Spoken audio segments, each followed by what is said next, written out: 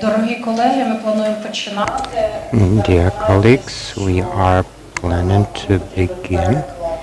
In case you need interpretation, please make sure that you have a headset, and hopefully all our partners and colleagues in Tokyo are also available. And so it's quite late time for Tokyo and quite an early time for Kyiv. So on behalf of the New Europe Center, I welcome you once again at our today's forum. We are very pleased with the fact that we have this opportunity for the third time already, despite all the obstacles and the full-scale war this year. We once again have the opportunity of holding this forum, Ukraine-Japan. We are very grateful to Ukraine's armed forces. We are very pleased to have it, but unfortunately we cannot welcome all the Japanese participants here in person because of the limitations of travel to Ukraine. So hopefully next year we will have both the Japanese and Ukrainian participants here in Kyiv. And despite the name Ukraine-Japan, it has already become a much broader platform for the discussion of a broad circle of issues, primarily the security issues and how they are perceived and responded both in Europe and in Asia. So we are very pleased to have with us experts from the European Union countries joining us, and hopefully in the upcoming years we will have more of those, not only participants from Ukraine and Japan. Today our title is Responsible Partnership, Ukraine and Japan in the context of Russia's war, and here we have two important words, the responsibility and response. So they are merged into one in this title. We firmly believe that this war that Russia leads, it demands accountability because it's a threat to international security. It's something important both for Ukraine and for Japan, and this is also an unprecedented challenge to democracy, which is also important both to Japan and to Ukraine. And it's also about response, because we believe there should be adequate response, and there is no way to be neutral in this context, because in this situation, you are either supporting the aggressor, including the killing of the civilians, or you support the victim of the aggression. So our center has completed the preparations for our today's event. We had the visits of delegations, and some of those members of delegations will be here and moderating some of the panels.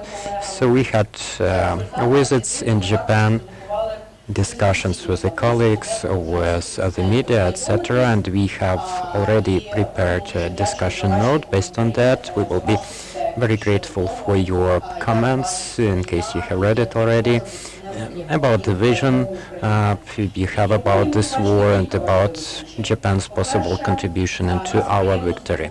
We in Japan, we were pleasantly surprised with the fact that the Japanese people understand it's not only Ukrainian or European war, they understand about the global consequences, and as the Prime Minister of Japan has rightly mentioned, Ukraine can become Eastern Asia tomorrow, and this is the most accurate understanding of what is happening.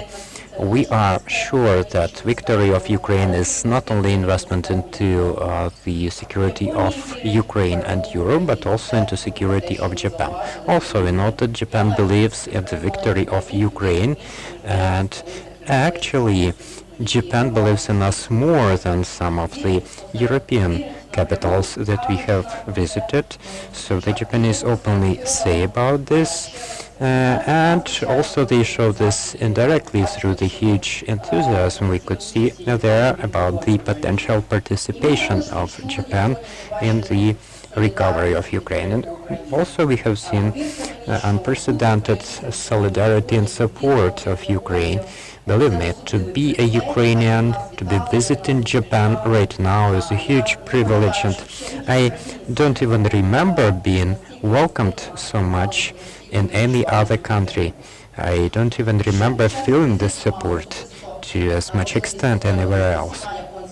Also, we had the opportunity to meet in person the Japanese experts who are going to join us online, and we are very grateful for their participation in this event once again. So Japan is the most natural Ukraine's ally, and so we need to base our assumptions on this. So Japan is our ally in G7, and we believe that Japan's presidency will also safeguard Ukraine's victory. And I'm grateful to the ambassador of Japan in Ukraine, Mr. Matsuda, and I would like to give His Excellency the floor.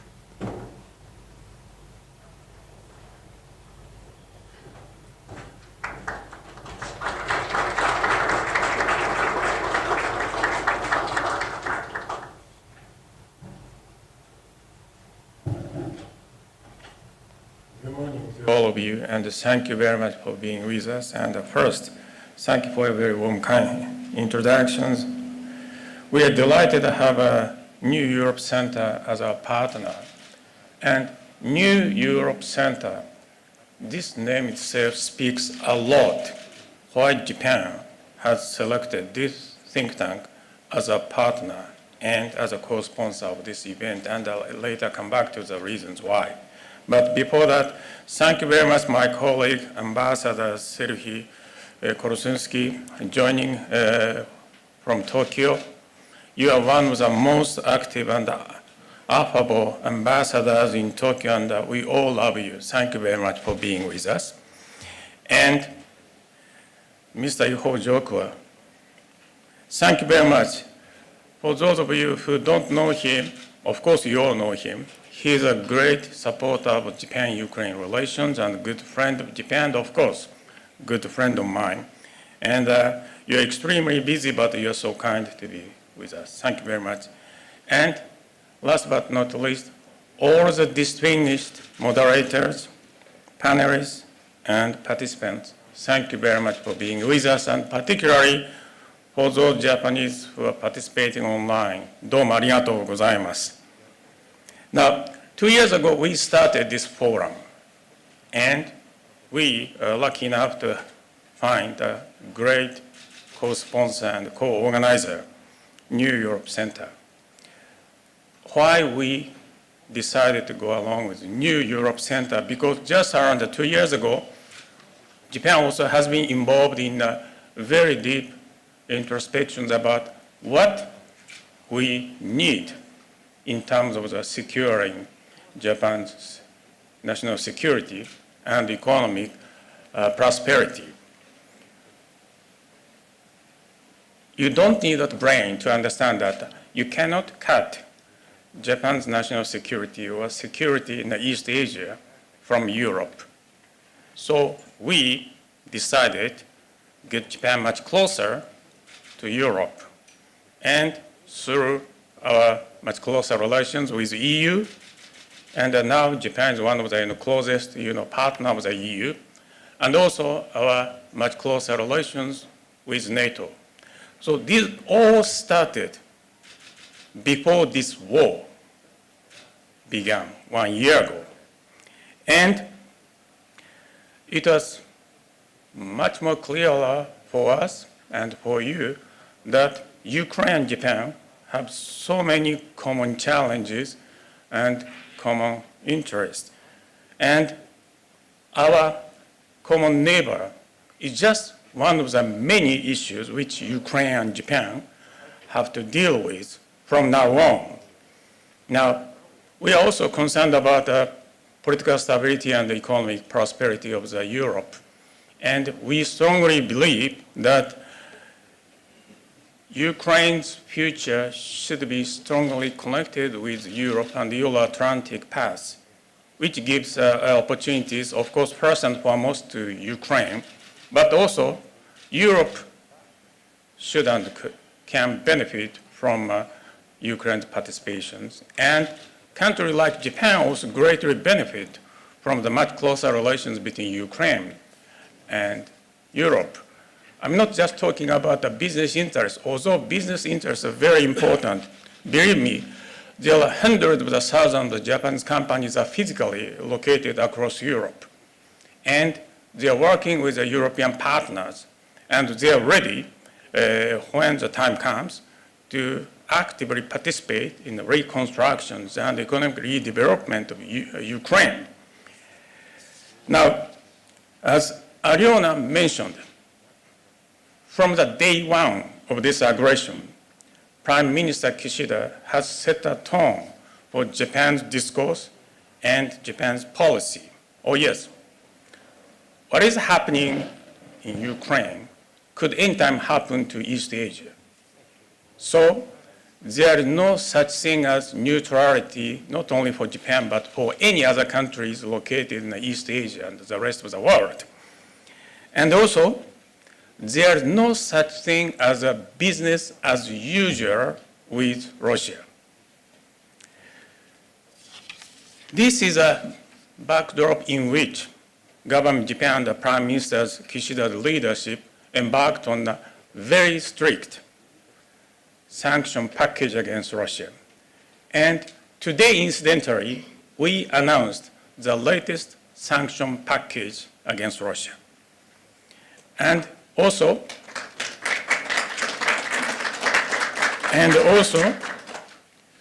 we actively involved in financial and budget support and humanitarian support and technical support, and as well as non-lethal military support for Ukraine. And also, we are actively reaching out to the global south, and particularly those countries which are still sitting on the fence and undecided what to do with this war.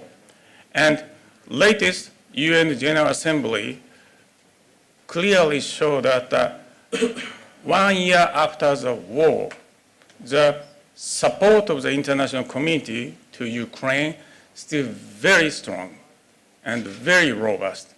And for that matter, we strongly believe that the course which government Japan has taken turned out to be very right. And we continue to stick with this line and continue to stand with Ukraine as long as it takes. Now, since this forum supposed to address many issues, including a current war, but also, repercussions of this war on the national security of Europe and the economic situation in Europe, as well as global challenges such as energy security and food security. So I do hope that there's a very lively and useful discussion going on throughout this today's course of the discussions. But I'd like to particularly emphasize 2 or 3 things. Now, Aliona said that this year Japan has taken the G7 presidency. And G7 presidency means a lot, including a lot of work for me personally, but a lot by which I emphasize it is not only helping Ukraine to win this war, but also we shouldn't forget about what kind of the Ukraine we would like to see and what Ukrainian people would like to see and why we are helping Ukraine.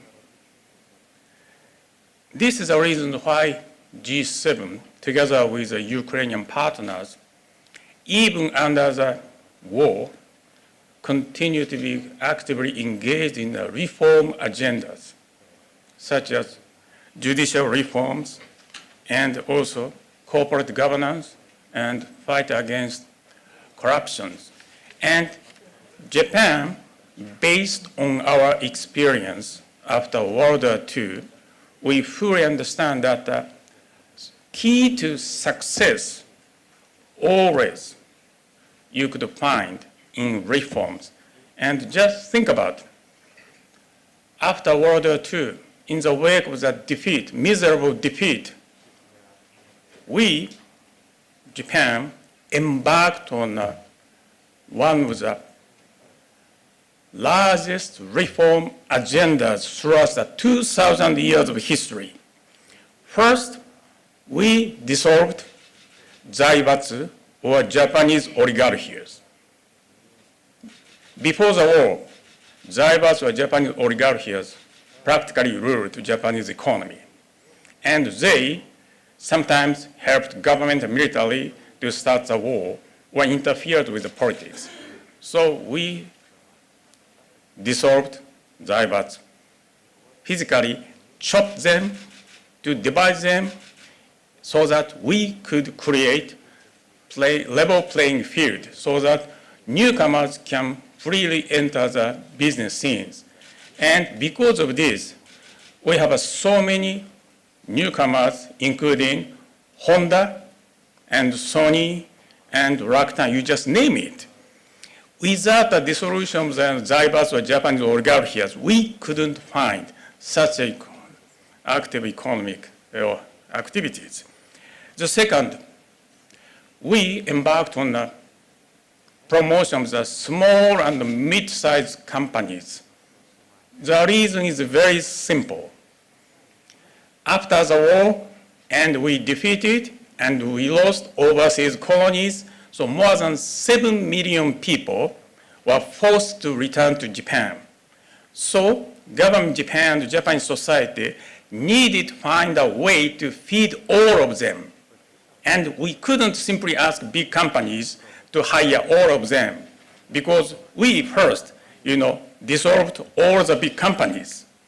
So what we did, we come up with a special financing scheme so that those returning from abroad could start their own businesses. So now, Japan's backbone of the economy is actually small and mid-sized companies. Almost 19% of the Japanese economy is supported by the small and mid-sized companies because of the robust job opportunities. And we also selected 2 or 3 important industries as export-oriented industries. The reason is very simple. We needed our own foreign currencies and pay back our debt. And in the case of Japan, we selected, for example, textile industries, because Japan was renowned for the textile industries even before the war. So we helped the textile industries, and they accumulated the capitals, and then they moved up to the different industries and diversified into the other different industries. So selecting a right industry for export orientation is a key to success. And in the case of Ukraine, I understand that you got the biggest agriculture industries, and based on the agriculture industries, you could easily encourage promotion of the food industries, and food industries can tie into the other areas such as pharmaceutical industries or medical industries. So promotion of the export-oriented industry is also very important.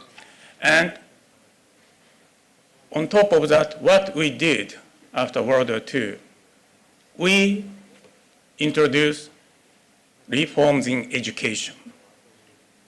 we provided opportunities for those who want to study, and we created Faculty of the Civil Engineering and also Faculty of the Science and Technologies to all the national universities, so that for those of the kids who would like to acquire new knowledge, particularly in the area of the civil engineering and the economic-related operations, they had opportunities.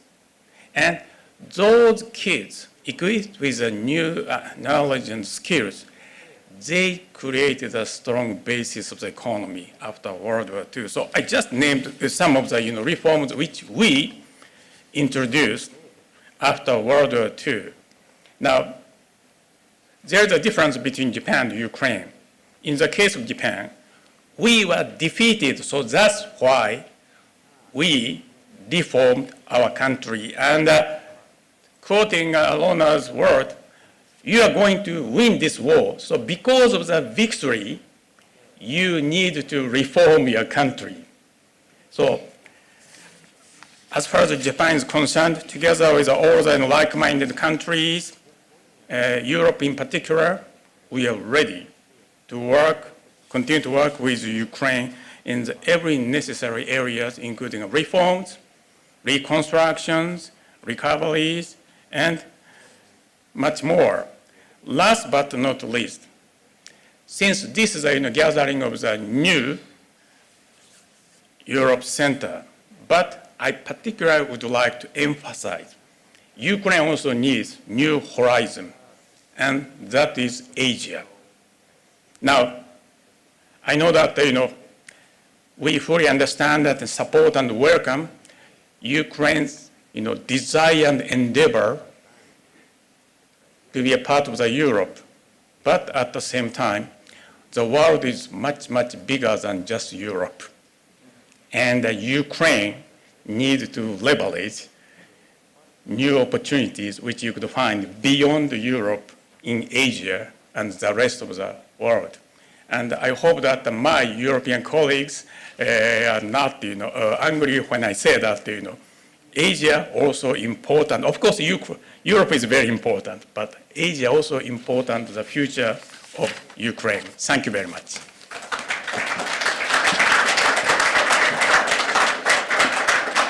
Thank you very much. Дуже дякую, пане посол. Thank you so much, Your Excellency.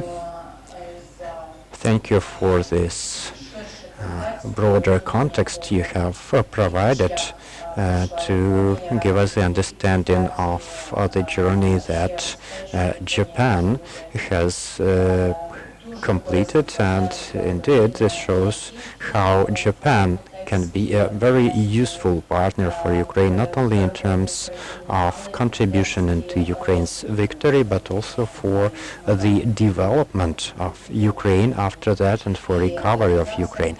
And now I'd like to give the floor for the welcoming word to Sergei Korsunsky, who is joining us for the third time already, and we are pleased to see such commitment from Ukraine's ambassador in Japan. So, Mr.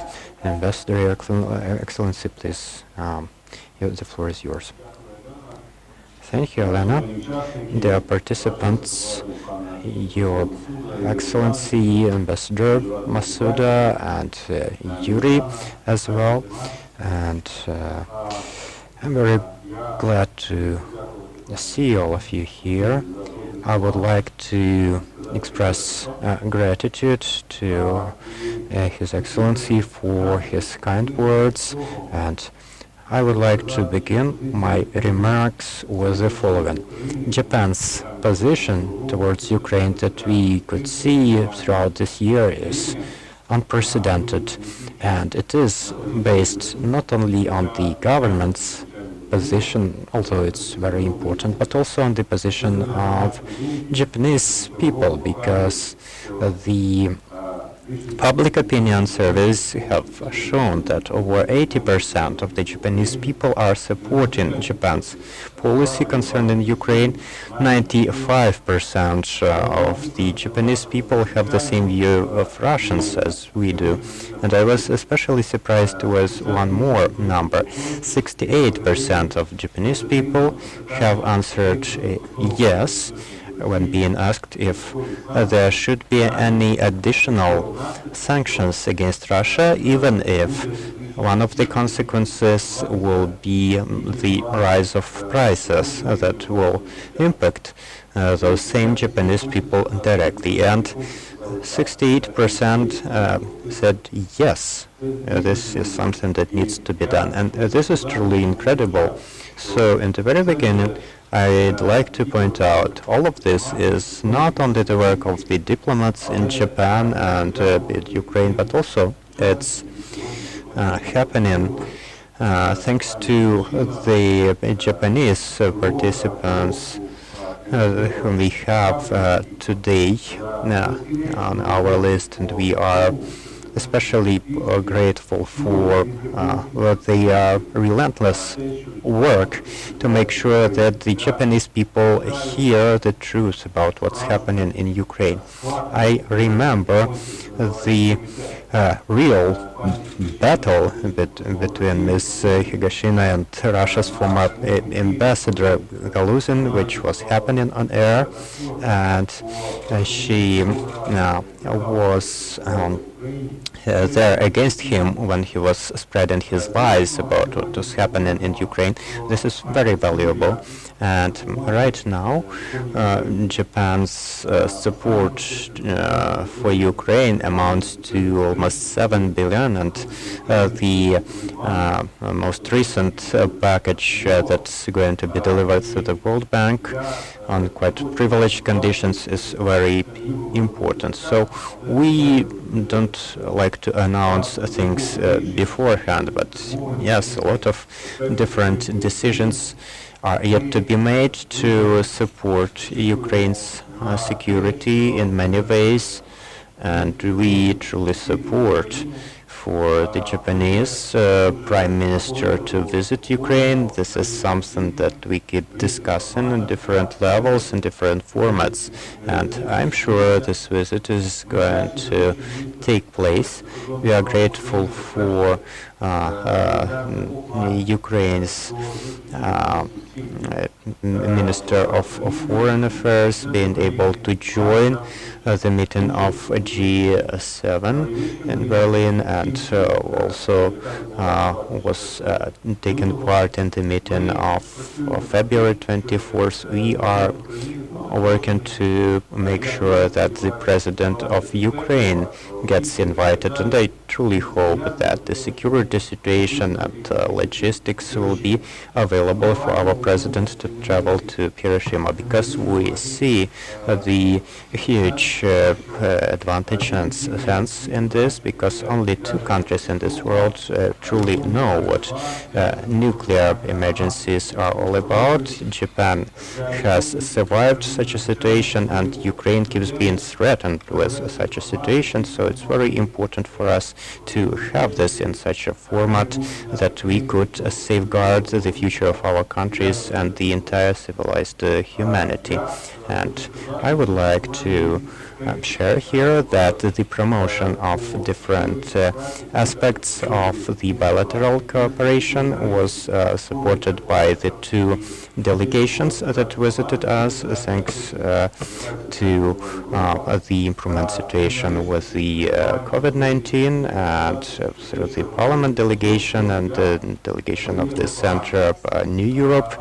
We can see that the things shared by the embassy and by me, it's not some propaganda, but it is a true fact, and what Ukraine is sharing with its partners, all of it together has contributed to the strengthening of the position of relentless support of Ukraine.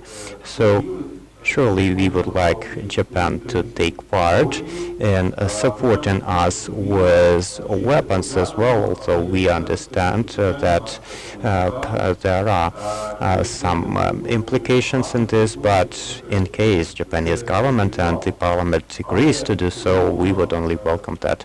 And also, Japan plays an unprecedented role because of its experience that was right now presented by my friend, His Excellency Ambassador Matsuda. Japan has a huge experience of recovery, and I'd like to confirm that Japan, that rose again after World War II, thanks to its unrelenting work and its foreign and internal policy, thanks to which it truly became the Asian tiger, supporting the Southern Korea, Singapore, Thailand, China, etc. And all of them took this model that was elaborated in Japan. And just a couple of aspects. But in fact, there's more of them. And should we take a look at this model thoroughly, Japan has played as the catalyst for the economic development in the region. At the same time, once again, I would like to underline the Japanese sort of modesty, as they never tend to speak about this. But looking at what we can see now in the different countries of the world, there's a lot that they have from Japan. And I think that in the nearest time, as soon as we will deoccupy the territories of Ukraine, and we believe in that, we have no doubts this is going to happen,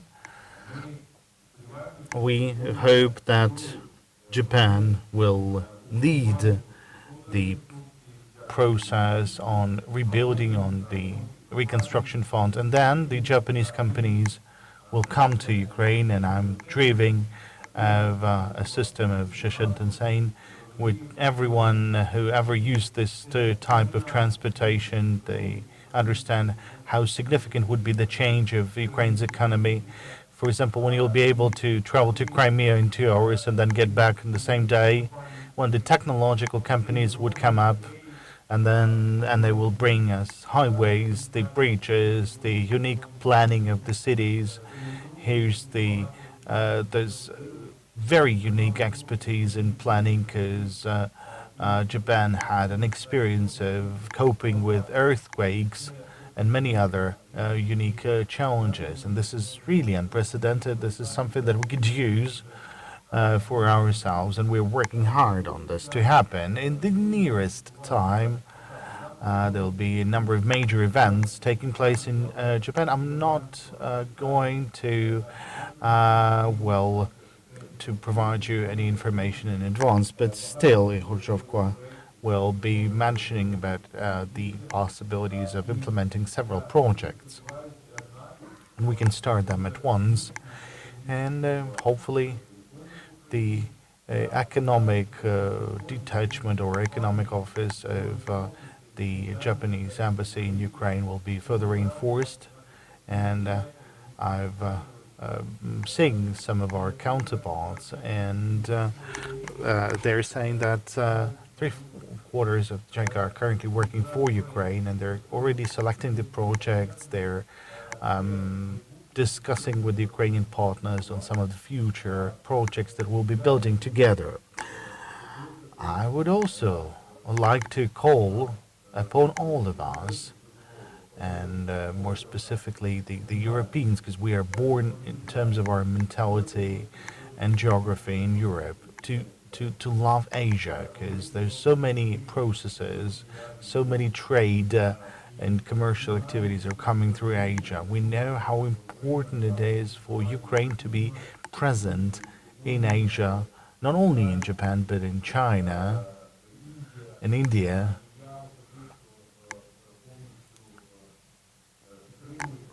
I personally fully support to establishing a very good relationship with Taiwan, because This is the territory,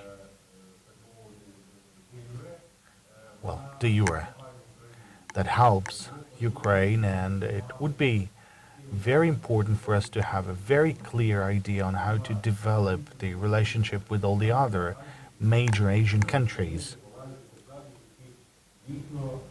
and Malaysian countries that are currently in the focus of all the major players around the world, and they're co-creator of the future world order.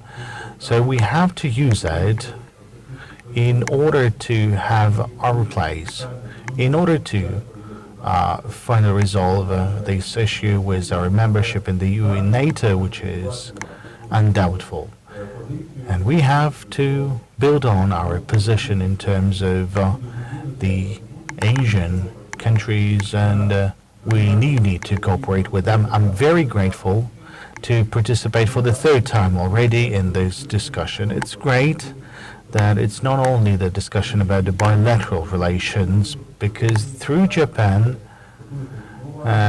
we're having this powerful window to Asia. We can start talking, we could have more political and economic relationship with the regional countries. Thank you very much, and I'd be happy to hear some of the expert opinions on this matter. Thank you. Thank you, Mr. Ambassador. And thank you for laying the sort of bridge to the next debates that we'll have in the frames of the forum. You've touched upon a lot of matters we're planning to discuss during the panel discussions.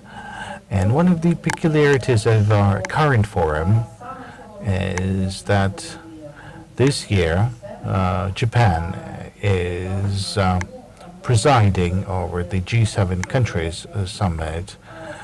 That is why we have made an introductory briefing, and I would like to pass the floor to the Deputy Head of the Office of the President of Ukraine, Ihor Zhovko, and he'll be able to tell us about the Ukraine's expectations out of the Japan's presidency in the G7, and no doubt that through that presidency we would like to intensify as much as possible the bilateral relations between Ukraine and Japan. President Zelensky has quite intrigued us during his press conference when he was answering a question by a Japanese reporter, saying that once the memoirs would be written about the Japan's assistance in Ukraine becoming the candidate country, as well as Japan's assistance under the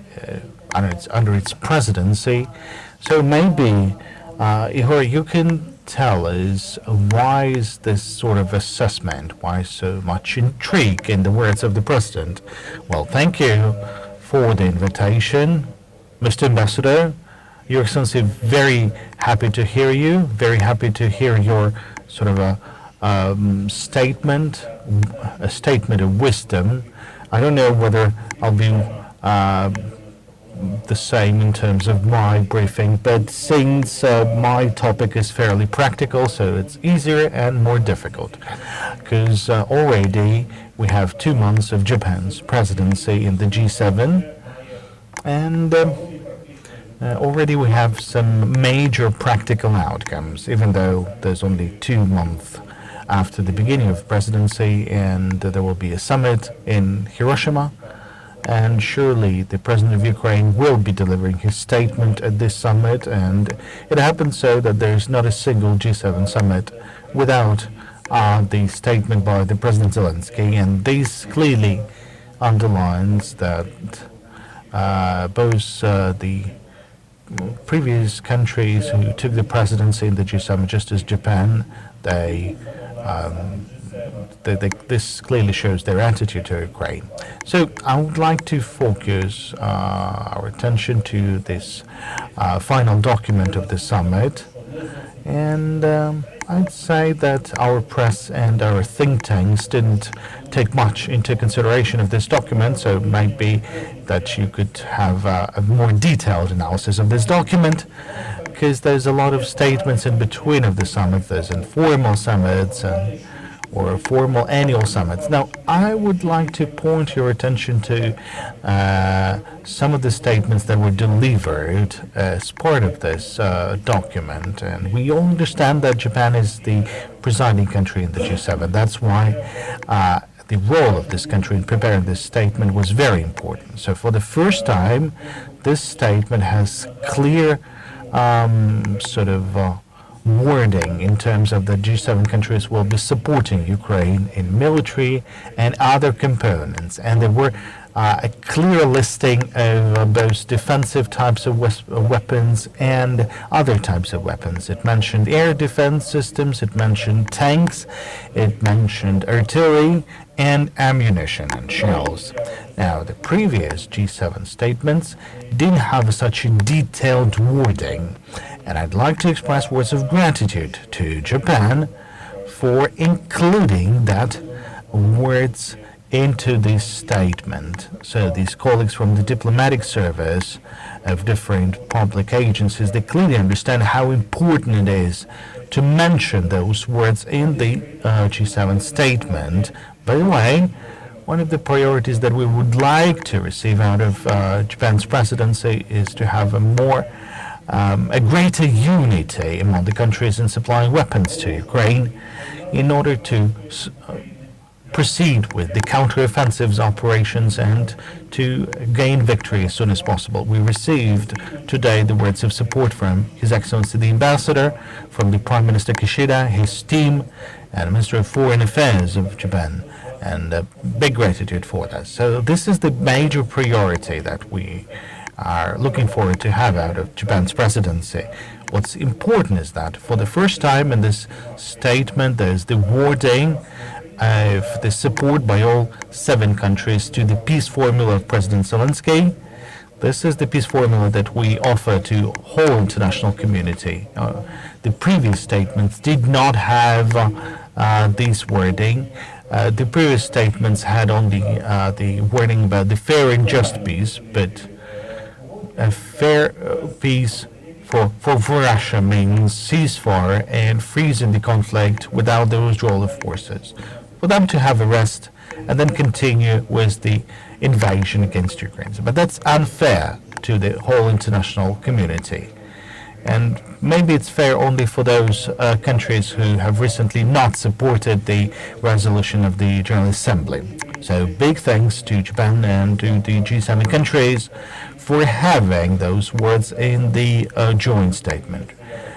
It was previously mentioned, the EU statements and some other statements, but now it's mentioned in the statement of the G7. So after that, we'll be talking more about the implementation of the peace formula, because the peace formula, if you take a look at those points 1 through 9, it's all about depriving Russia of the aggression tools. It's not only on the battlefield, but we're talking about food security, energy security. We're talking about the tools that Russia's been using in violation to the UN Charter.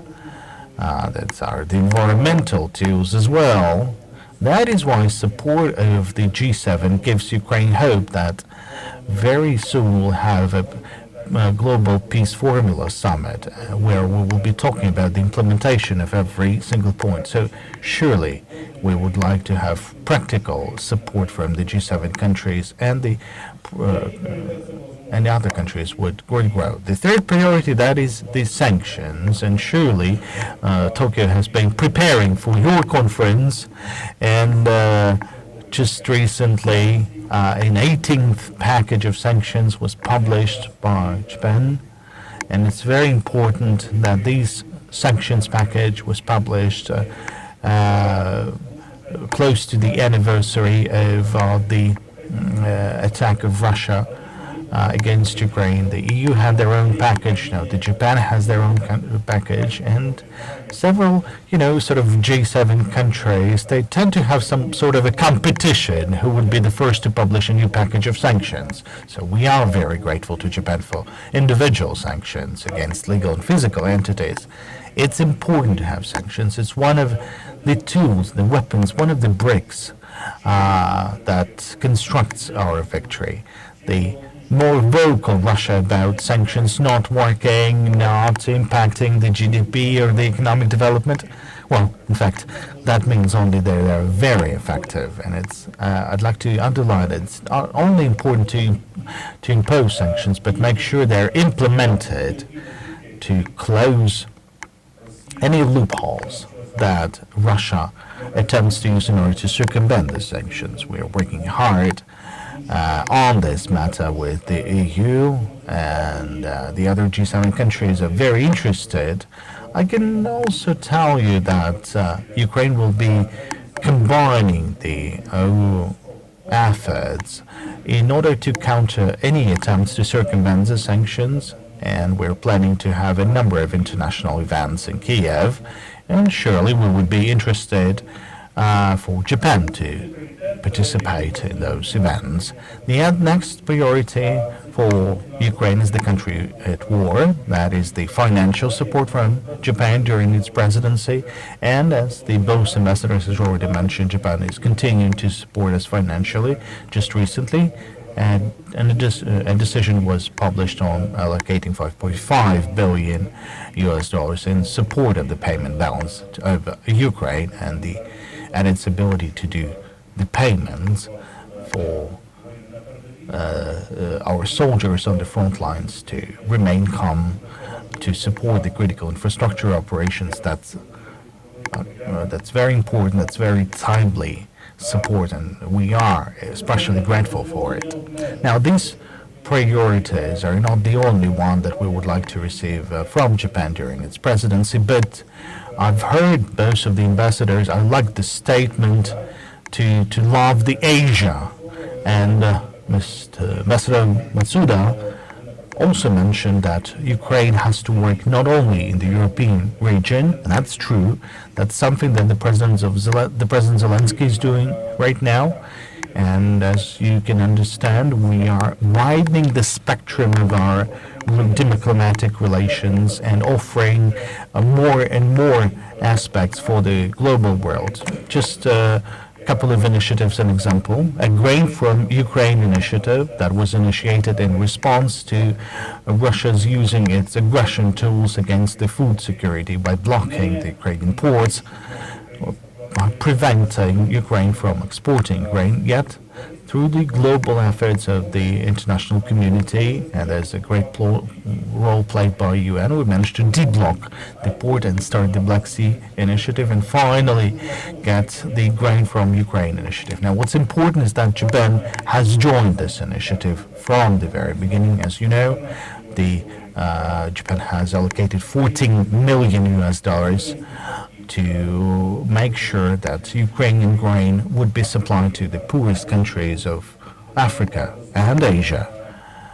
That is why the tool that is offering, that Ukraine is offering even during the times of war, it's important. It's also important that the global community responded to this initiative, and over 30 countries have made their financial contributions to support the initiative. Over $200 million have been gathered. Just for you to understand, one ship, that's about $10 million of US, and the destination of those ships, that would be a decision solved by Ukraine and those countries offering their contribution. But surely the priority is all about the poorest countries of Africa and Asia. Now, that is a good example to underline that Ukraine is not only thinking about Europe, but the Asia and Africa. And once again, I would like to underline what the ambassador has said, that Ukraine is very much looking forward to the official visit of the Prime Minister Kishida, and very much hoping that the security conditions and the schedule and the Prime Minister would allow him to visit Ukraine. Yet, you know, that the leaders, some of the leaders of the Asian countries have visited Ukraine. The president of Indonesia has been to Ukraine, so the geography of our contacts increases. The other initiative that we are already receiving support from Japan, that is the Crimean platform. You know that there were several sessions, not only the leaders summit that we had to conduct in the online format, but there was a parliamentary summit of the Crimean platform and some other formats involving NGOs and some others. So we can see that the format of the Crimean platform has sort of spread throughout all the 5 continents. We had Asian countries representing. For the first time, we had representatives from Latin America, from Africa, and surely the Euro-Atlantic dimension.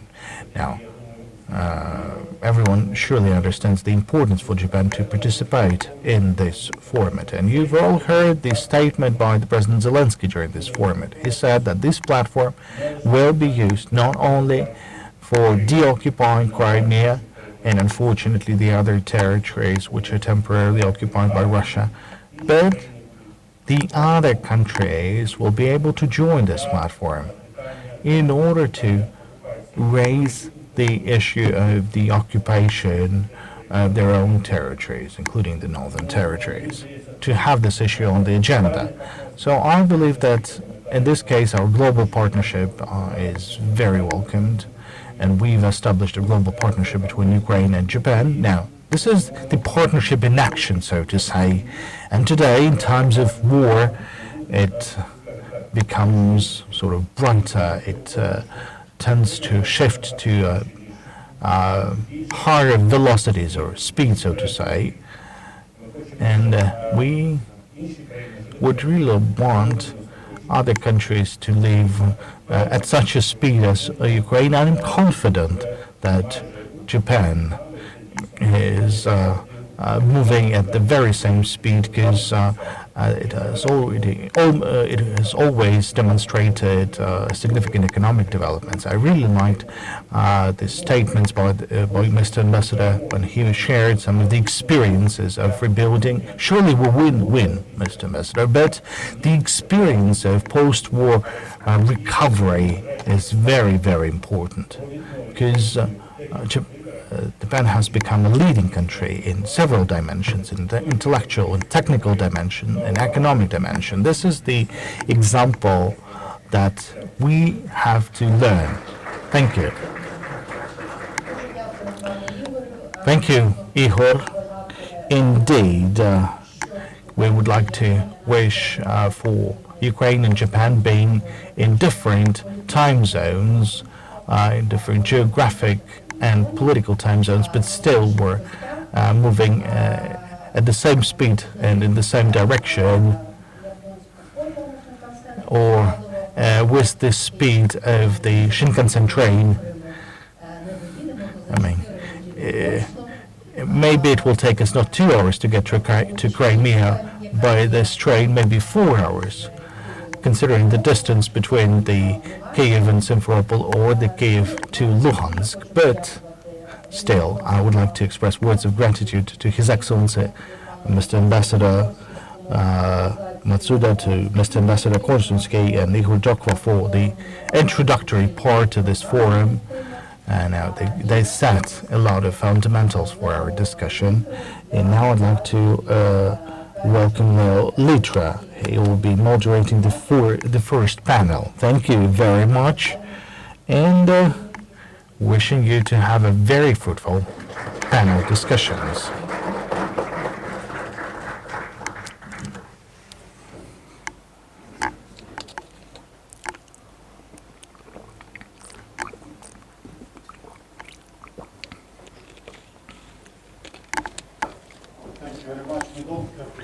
Between the introductory remarks and the first panel.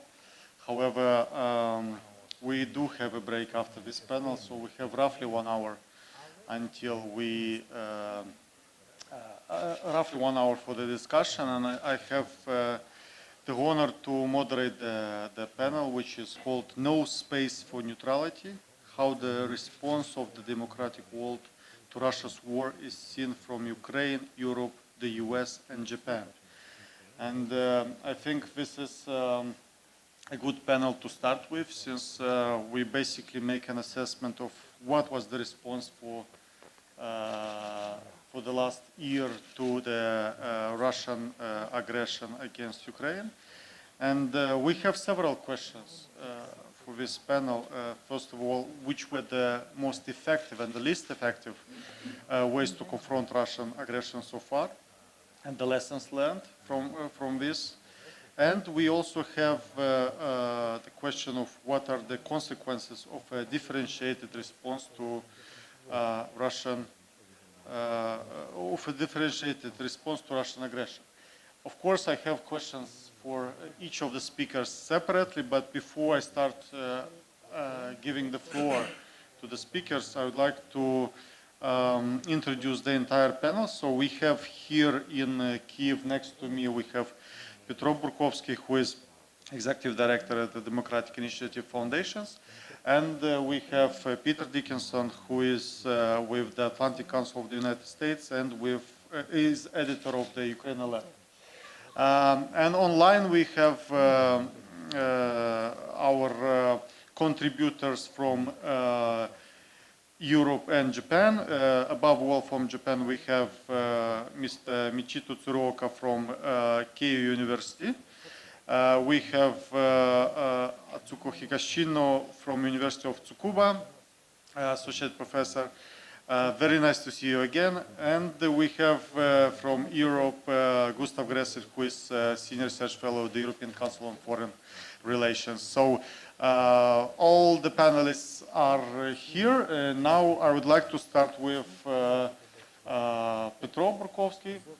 And aside from the questions, Petro, aside from the questions which I stated, the overall questions to the panel, I would like to hear your thoughts whether you think the West, and when I say West, by the way, collective West, I mean always all the countries, including G7, including countries which are committed to the rule of law, democracy, and so on. So Japan is included here, of course.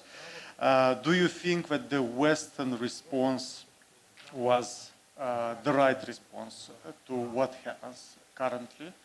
And do you see any, let's say, weak sides of this response? How would you assess this response? Do you think there is something which is missing in this response? Is there a lesson to be learned by us? So each of the speakers will have 5 minutes to address, because I still would like to have some questions from the audience.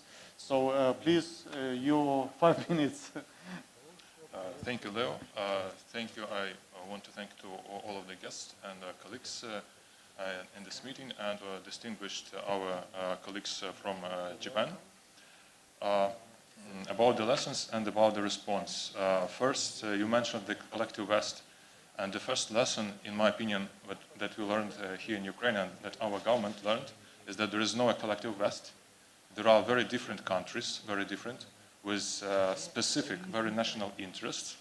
However, they are all united, or they must be united by the collective values. You mentioned it, and an honorable ambassador from Japan mentioned security and economic prosperity. These are values. And also there are collective goods, which are also security and the economic prosperity that cannot be delivered in the way separately by each nation, but only by the collective efforts.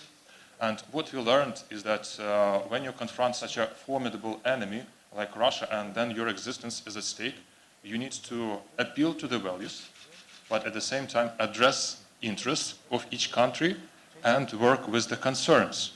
You have to explain that even sacrificing at the moment with the interest for the sake of keeping values in place will mean that the countries will have bigger and much better opportunities to meet the interests in the near future.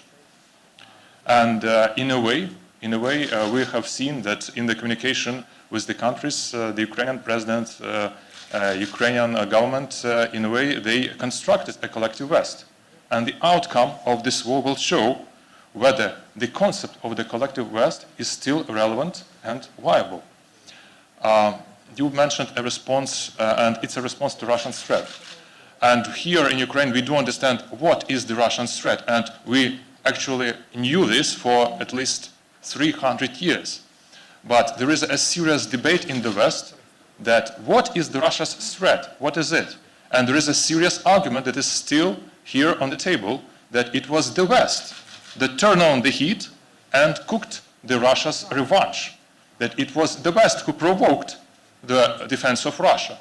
So, and here I hate to repeat it every time, but I think it will be interesting for, this argument is well known in Ukraine, but I have to repeat it right now for the other audience, that in 1889, the General Staff of the Russian Imperial Army prepared a report to the Tsar Nicholas II, and they were proudly reporting that in the last 170 years, from 1700 to 1870, Russia was engaged or has engaged in 38 wars, and they were proud that in 36 wars they were on offensive. So they attacked their neighbors in the west, in the south, in the east for 36 times. That is a historical fact that was recorded by the Richard Pipes.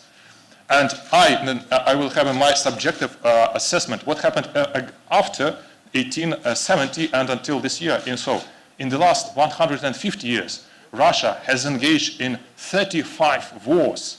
Again, a huge number, 35 wars. And only 3 of these wars were defensive. But 32 times Russia again attacks their neighbors on the east, on the south, in the west. Russians spared only the northern pole. Well, so, and here I come to the responses and to the assessment. What are the reasonable assessment and what are the ways lying ahead? Also, I see 4 options which are right now on the table.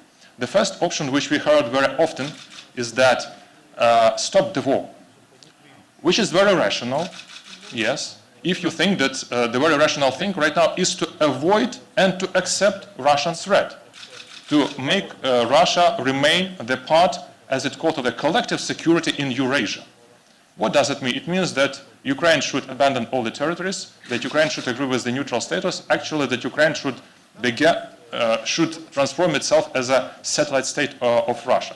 It's very rational. If the Western powers still think that the best strategy is to avoid and accept the Russian threat. Second, do not allow Ukraine to lose or do not allow Russia to win.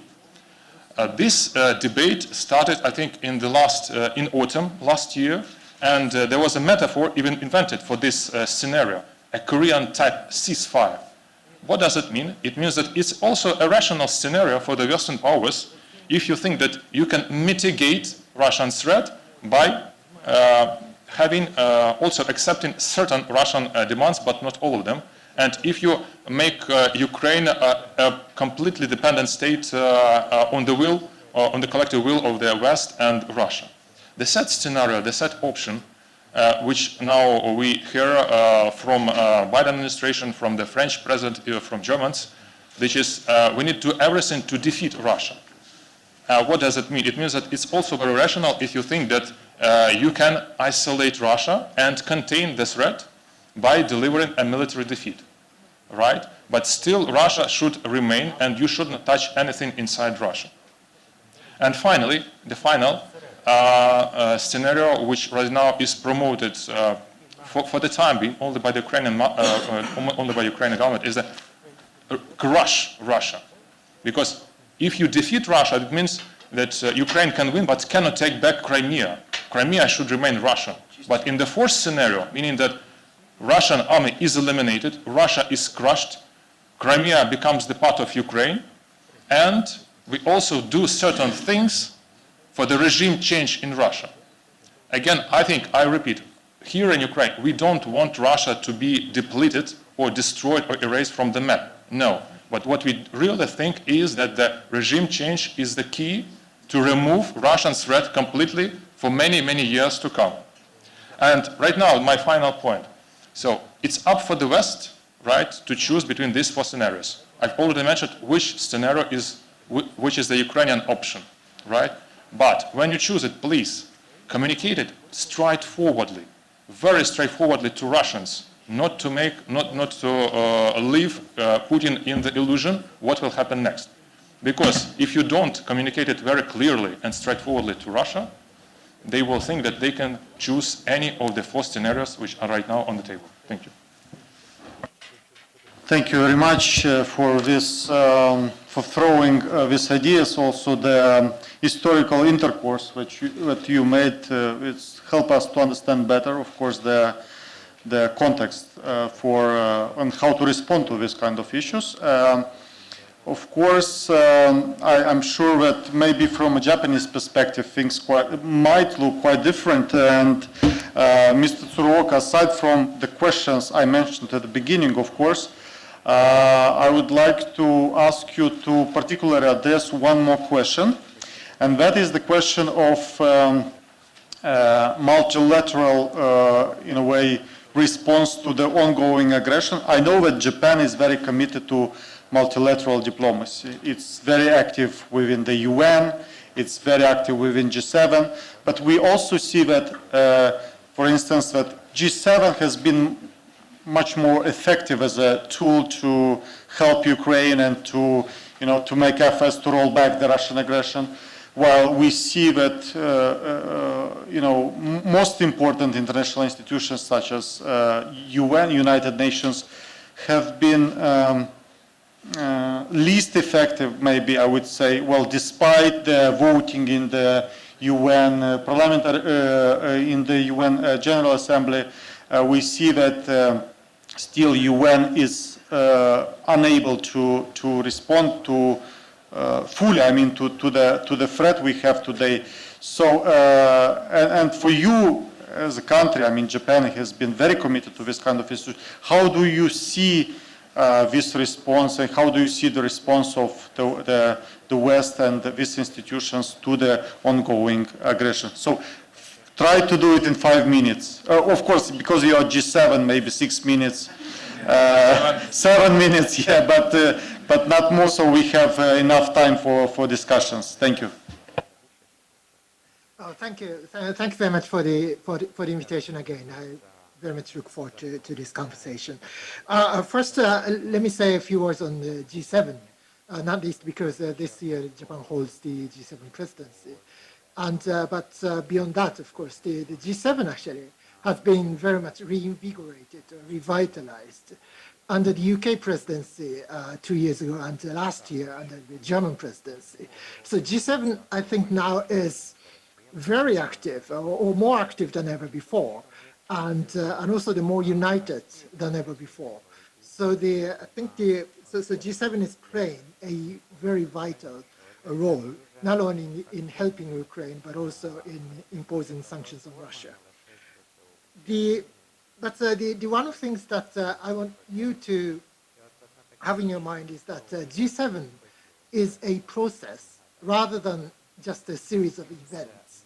So that means that the Japan's holding G7 presidency means that Japan is in charge of leading G7 discussions from January 1st to December 31st. So it's a whole year engagement and a whole year process. So in Japan, we tend to focus too much on a single event, which is the Hiroshima summit in May. So it's very important for Prime Minister Kishida, because not least because the Prime Minister is from Hiroshima, so he's going to host the G7 summit in his hometown. So it's personally really a big thing for the Prime Minister. But G7 presidency is a process. So I wanted to emphasize that aspect first. And so far, or in the past, G7 was not quite good at doing things. I mean that G7 has always been the venue to set strategic priorities for G7 countries or the West. But the G7 hasn't been quite good at implementing decisions. But now, the G7 is now finally thinking about getting more involved in enforcement and implementation in the context of course, the sanctions on Russia. So just last week, the G7 leaders had the first online meeting under the Japanese presidency and issued a statement in which G7 expressed that it agreed to establish what is called enforcement coordination mechanism. So this is very much in the context of enforcing sanctions on Russia. So the G7 is now thinking of establishing an enforcement coordination mechanism. So this is a sort of a beginning of institutionalization of G7, so which is very much a new agenda under the Japanese presidency of G7. And looking at the evolution of G7 economic sanctions on Russia, so it used to be initially that the G7's focus was very much on restricting imports from Russia.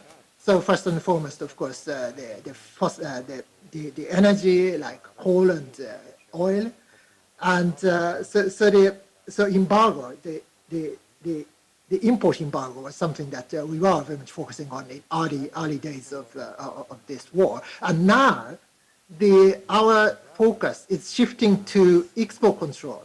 So it is about preventing Russia from getting the equipment and the products which particularly needs for weapons production. So including, of course, semiconductors, but not only state-of-the-art, very high-level semiconductors, but we now have to think more about the civilian the equipment as well, because the Russian the defense industries use civilian materials for weapons production as well.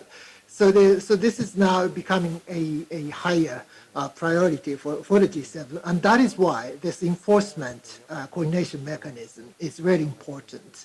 So the export control of weapons, yes, weapons and other sensitive state-of-the-art technologies, yes, it's something that we have been doing, not only vis-a-vis Russia, but also for other countries. But now a sort of a new challenge is how we could control the exports of dual use or even civilian and products to Russia. So that is why the role of G7 is very important in this regard. And also the Ambassador Matsuda mentioned the growing Japan, EU, and Japan-NATO cooperation. Yes, of course, it sounds a bilateral thing, but given the nature of NATO and given the nature of the EU, of course, this brings together a large number of countries, so which is very much could be seen as a multilateral thing, particularly from a Japanese perspective. So when we talk to the EU, it is about talking to 27 countries and, of course, the Brussels. And as for NATO, the 30 allies, and so this is very much also the multilateral in nature. So the Japan-EU coordination is very much taking place on a daily basis, including on sanctions and also the economic assistance to Ukraine as well. And Japan-NATO, the NATO Secretary General, Mr. Stoltenberg, recently visited South Korea and Japan. And his visit actually was really serious, and he was really serious. Talking about Russia and talking about Russia-China relations. So from I understand that was the most serious visit by the NATO Secretary General to Japan and Korea. So this war actually has brought Japan and NATO closer, and Japan and the EU closer, and the relationships are getting deeper and deeper. And the least effective thing, let me just say a few words. And so the G20 and the Quad. So the Quad brings together Japan, the US, India, and Australia. So this framework Quad hasn't been quite active in countering Russian aggression. So that is mainly because of India's position, India's sort of a non-aligned position. So yes, this conference is very much about there's no room for neutrality. Yes, I fully agree to that. But of course, we have to take into account the fact that there are so many countries in the world which are still very much reluctant to get more aligned with G7 or the EU countries or NATO countries. So and India is a prime example. But India this year is holding G20 presidency. So India is playing a very important role, and India is aspiring to become a leader of what is called Global South. So perhaps what we are seeing is a competition between China and India, and which could be a sort of a leader of the Global South. And from a Japanese perspective, we very much expect India to become a leader rather than China. So that is why it is really important to get India involved. So yes, there is some level of disappointment about India's position vis-à-vis Russia and vis-à-vis Russia's aggression, but still, it's too early for us to give up involving India in our joint effort to resist aggression and resist the change of status quo by force. So the G20 and the Quad haven't been quite active, but still, it's too early to give up all our hope. Thank you very much. Thank you very much, Mr. Tsuruoka, for underlining this. I have to say that you addressed even more than my question was about, because you also mentioned something I missed in my question, precisely the developing cooperation between Japan on the one hand with the EU and on the other hand with NATO. I think this is very important in the current context, but also for underlining these challenges with the Global South, with India, because I think, yes, as you mentioned, we call it no room, no space for neutrality, but we still see that there are countries who still think they could stay neutral in the current context, which I think is unacceptable. But this only underlines the amount of work we have to do in order to convince more countries to be on our side. So having said this, I would like to move to the next speaker, Gustav Gressel, who is Senior Fellow at the European Council on Foreign Relations. And again, aside from the question, from the general question of the panel, Gustav, I'd like to ask you to comment on the following. We have seen that pretty much in all the EU countries there has been a sort of Zeitenwende, that countries started to provide military aid to Ukraine. But we also see that some countries do more than they could, I would say.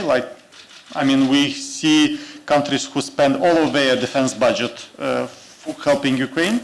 But other countries have still quite good, I would say, reserves, but they are a little bit hesitant in doing this. And we have, because of this, we have a sort of course, in terms of sanctions, everyone is aligned to one line, one policy. But in terms of military support, in terms of support for Ukraine, we see a sort of differentiated approach. And do you think this is damaging for the current situation? How do you think Russia could interpret this kind of signals when certain countries do a lot and others do much less than they could do? So please address this during your intervention. Thanks a lot. I will, and I can also be a bit shorter because my predecessor has preempted a lot of what I've written down to say. So let's go into the military stuff. So yes, I think sort of the military supply to Ukraine is one of the most effective ways of countering Russian aggression, because Europeans basically underestimate the importance of the sort of the military victory over Ukraine as part of the overall Russian grand strategy.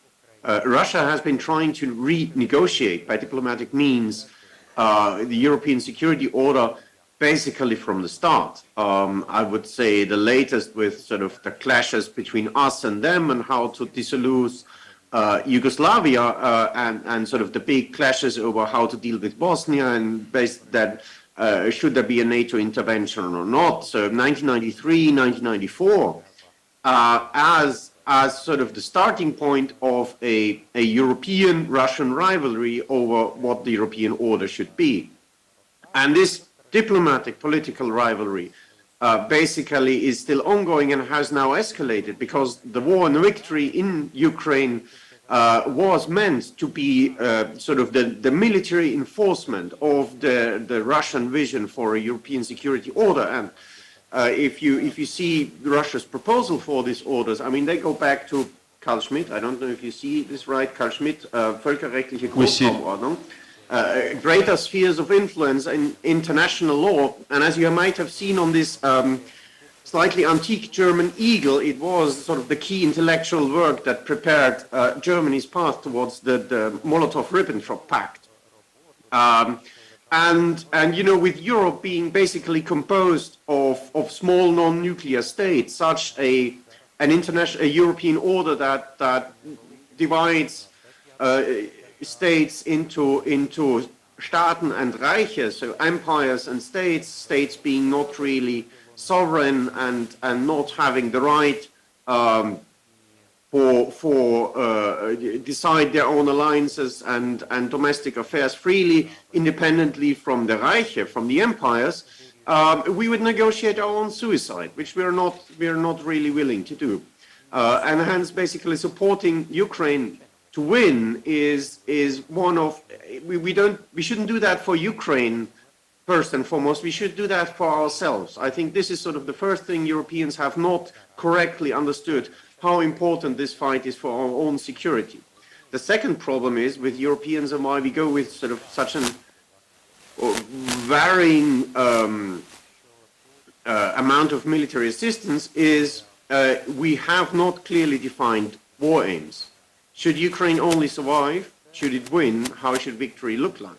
Because at the end, the aims in the war dictate the means you use.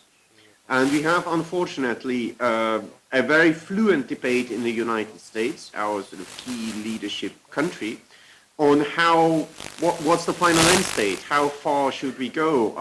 What are the risks implied? We have very diverging interests or very diverging visions for an end state and for a war strategy in Europe, depending on whether you talk to Paris, to Warsaw, to Berlin, to Stockholm. We have very divergent estimations of the risks involved. Paris is fairly relaxed about Russia's nuclear saber-rattling. Berlin is utterly concerned, and sort of the rest is somewhere in the middle. And this basically leads to us not really seeing our military support effort through the logic of the war and the military logic of the war and the demand for supplies, which is, you know, sort of being here in Berlin and having discussions between different parties about sort of their own past, about their own commitments, about their own party doctrines. All that is nice, and I see a lot of movement in that. But the problem is, at the end, we're talking about the front line, and at the end what matters is, can Ukraine hold the front line? Do the soldiers who are in Bakhmut, in Avdiivka, in Kremina, have the armored vehicles they need? Do they have the ammunition they need? Do they have the anti-tank missiles do they need? Etc. That was basically the effect. Your domestic constituency and party doctrine is nice to have, but it's not enormously relevant whether you survive a day in combat in Bakhmut. And that is basically the problem that Europe faces, and that's why we have such an inconsistency. The other problem is we have seen over the past first year of this war a lot of assistance and help from the eastern flank NATO states for two reasons. First of all, there are those who have the same threat assessment with Kiev, more or less. Second of all, there are the most clear outspoken ones that the war aims in this war is to make Ukraine win and to make Russia to lose, because that's the only way to stop this kind of curve of imperialism and revanchism that might ultimately come down on them. So you have a greater willingness, but you also, of course, have potential to supply things immediately. You have Soviet-era stockpiles of ammunition and equipment, in most cases actually equipment that these countries wanted to phase out anyway because they want sort of to transit to NATO standards, and now they do that quicker by buying South Korean tanks or other equipment just to phase it out as quickly as possible. Hence they have stuff that is available quickly and can be donated. This is much more tricky in the West, where you don't have sort of civilian-compliant weapons, and you need to have a training effort, etc. And of course, with 30 years of peace dividend, sometimes it's just really a struggle to find stuff. But the problem is we are 1 year in the war. We are 1 year in a war that has caused a tremendous amount, not only of human suffering, but also of material losses on the Ukrainian side that need to be replaced. We have seen 1 year of war that is very intensive, and we have seen consummation of ammunition that is unprecedented since the Second World War. And we need to look into logistical sustainability of the Ukrainian armed forces for the next year of the war, and maybe even the next year of the war. And that commands that those countries who have defense industrial potential to produce stuff, to produce ammunitions, will move in the center of the military supply effort. Because you cannot supply Ukraine for years and years from existing stocks. They're basically empty. And new production, new defense industrial production will become and has to become the cornerstone of military assistance. The problem is, again, we not only have inconsistencies in our war aims and in our grand strategy, we do not yet have a common defense industrial strategy, how to muster and how to share the burden of supplying Ukraine throughout the war. And the longer we wait for this to come, the bigger the problems will be to coordinate things in last minute, last ditch, because we have missed them. That's basically my first sort of my primary message, why unfortunately we have these inconsistencies. Now, sort of on the positive side, we are slowly moving into the right direction. You see sort of the changes in Germany on tanks. I think we will resolve the aircraft issue within 1 or 2 months, hopefully, predominantly in Washington. But you know, with Biden's commitment to a visit in Kiev, I think the political commitment is there, and now sort of the issue is how to fill a political commitment with tangible deeds and military equipment. But we'll get there. Just a two-finger on what was said before on sanctions. Sanctions coordination on implementation is key, and I thank my predecessor for lining this out. I just want to add that Russia and its allies, particularly Iran and North Korea, have ample of knowledge how to circumvent sanctions. They have been doing this for decades. They know every loophole, they know every trick. They're very experienced in that, and we are sort of now slowly catching up with them. But this will remain, regardless of what we conclude, it will remain a highly dynamic field, because Russia, North Korea, Iran will adapt to whatever to put up, and we really have to stay agile and ahead of the curve and dynamic in order to clamp that down. Once we stay complacent and static, they will find ways to break sanctions. Thanks. I think my 5 minutes are done. Yes, thank you very much, Gustav, for underlining this about sanctions, and I also very much liked what you said about, so I take this for the conclusions, 2 points I think. One is that the goals in the war define the means, which is very important, so it is very much depending on what we aim for, then we get what we need for reaching out to this aim. And the second thing about the common defense production, I think this could be one of the recommendations we could push in. I'm sure there are a lot of debates about this ongoing, because I was told that, for instance, it's not a problem to find ammo for Ukraine in 2 years, but it's a problem to find ammo in 6 months.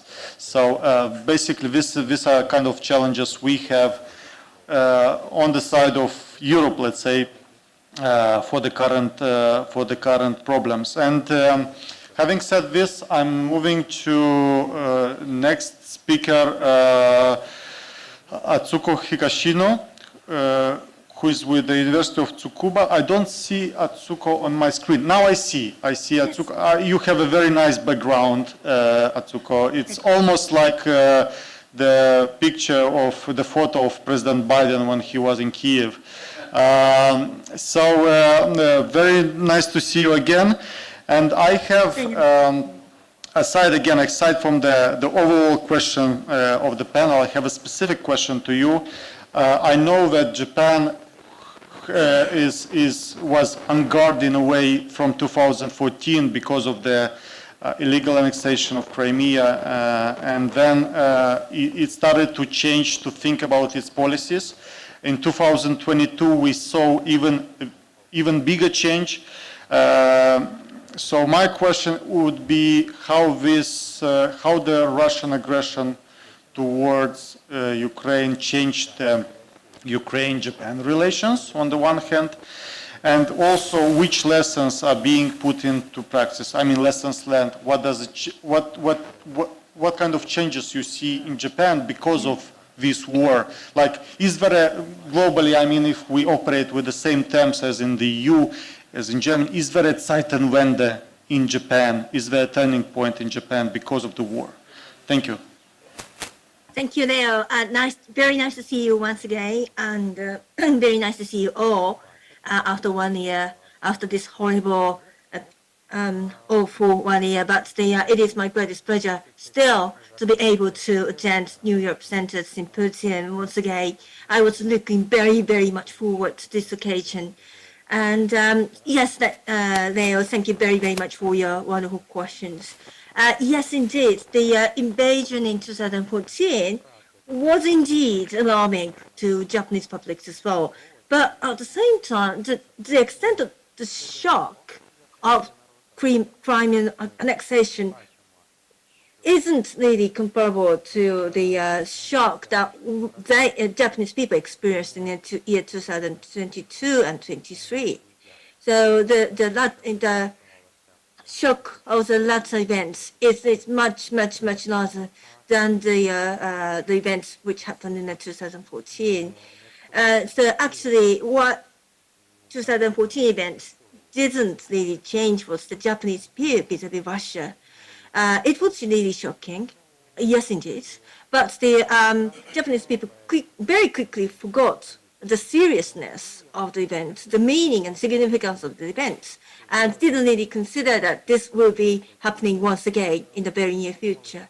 So they started to, persuade themselves in saying that, well, Crimea is culturally, linguistically belonged to Russia for a long time, so we cannot really help that. So this kind of, discourses, self-persuasion was very, very evident at the time of 2014. But now, for the events of the 2022 and 23, many people consider that, yes, this is the invasion, yes, this is unacceptable, even for us Japanese, even for the international community, and that we really need to change that. We really need to stop Russia. So the seriousness of the shock which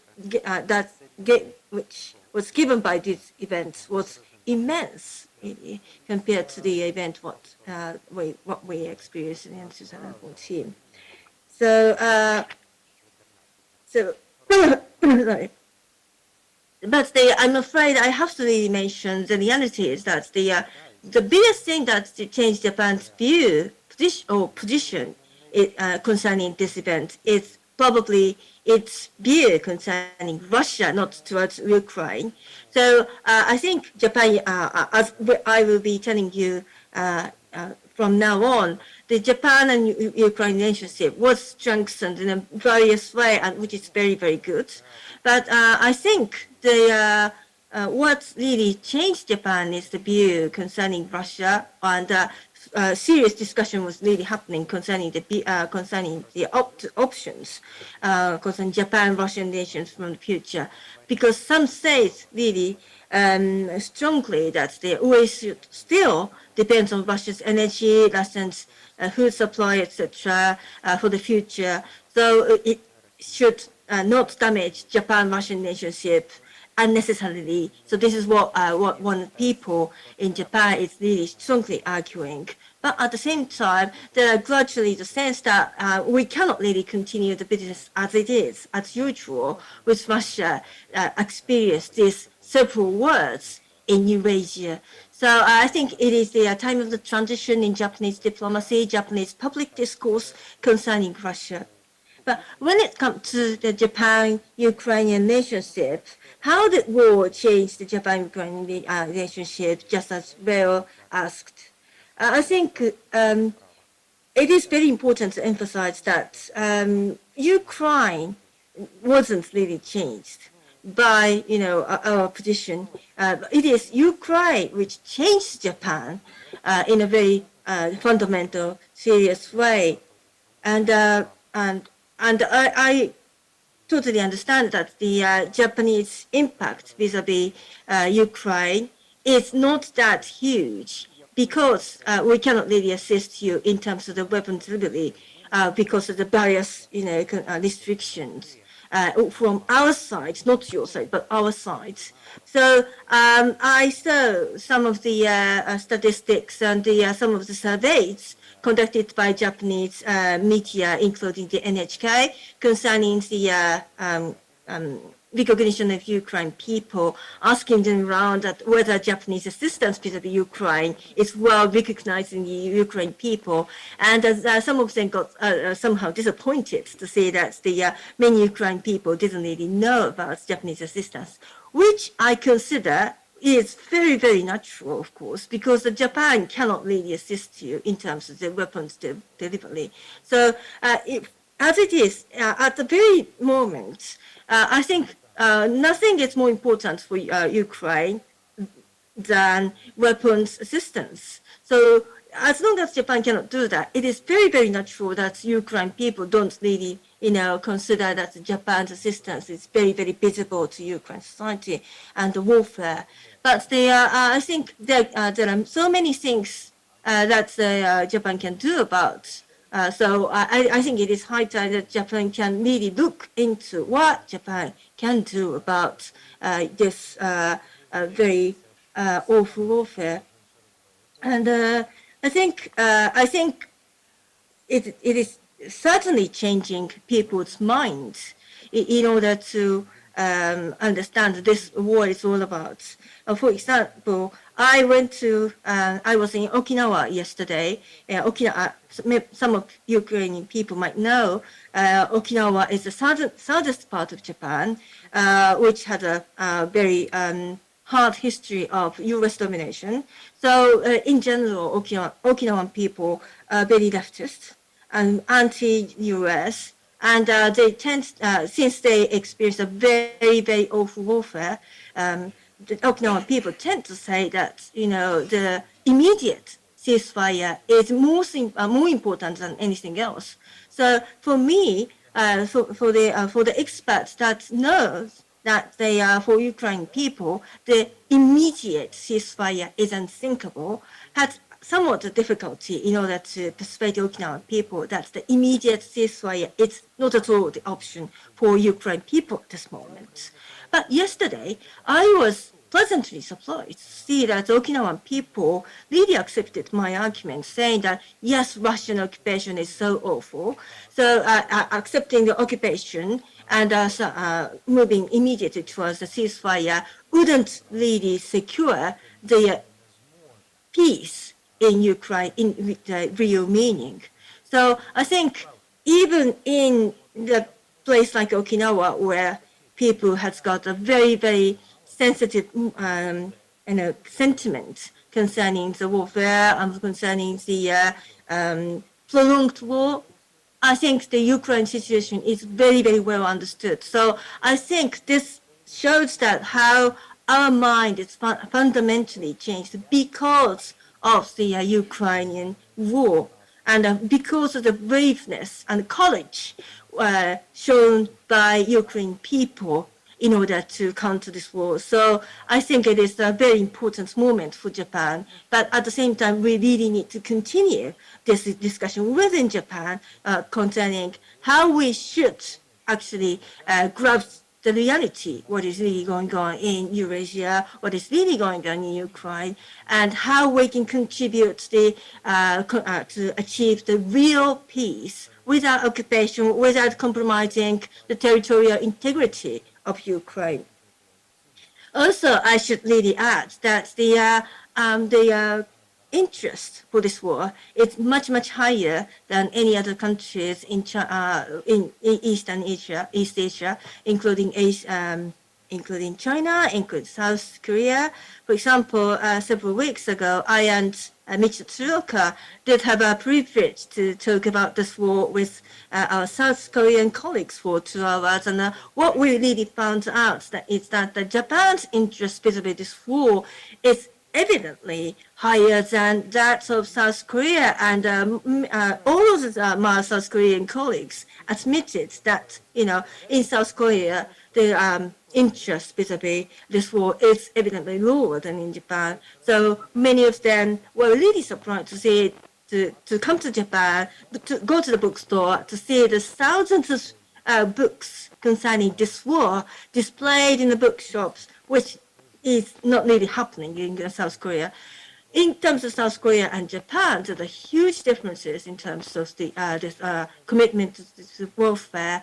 That South Korea is actively exporting the weapons to, for example, the Central and Eastern European countries, whereas Japan cannot really do that. Even though they are contributing this war, contribute to support Ukraine indirectly by exporting their weapons to Central and Eastern European countries, their interest is really low. And even though we cannot really, send you any weapons, Japan's interest is evidently really high. So I think that comparing this sense within the Eastern European countries can be the very important and an interesting research topic from now on for the very near future. Dear Atsuko, may I ask you to conclude, please? Yes, thank you. So I can conclude by now. So sorry about that. So I think what I really would like to say that there was a strong really sense of the has been a reality what is really going on in Ukraine, in Japan, because of this war happening in Ukraine. Thank you so much. So sorry that I spoke too long.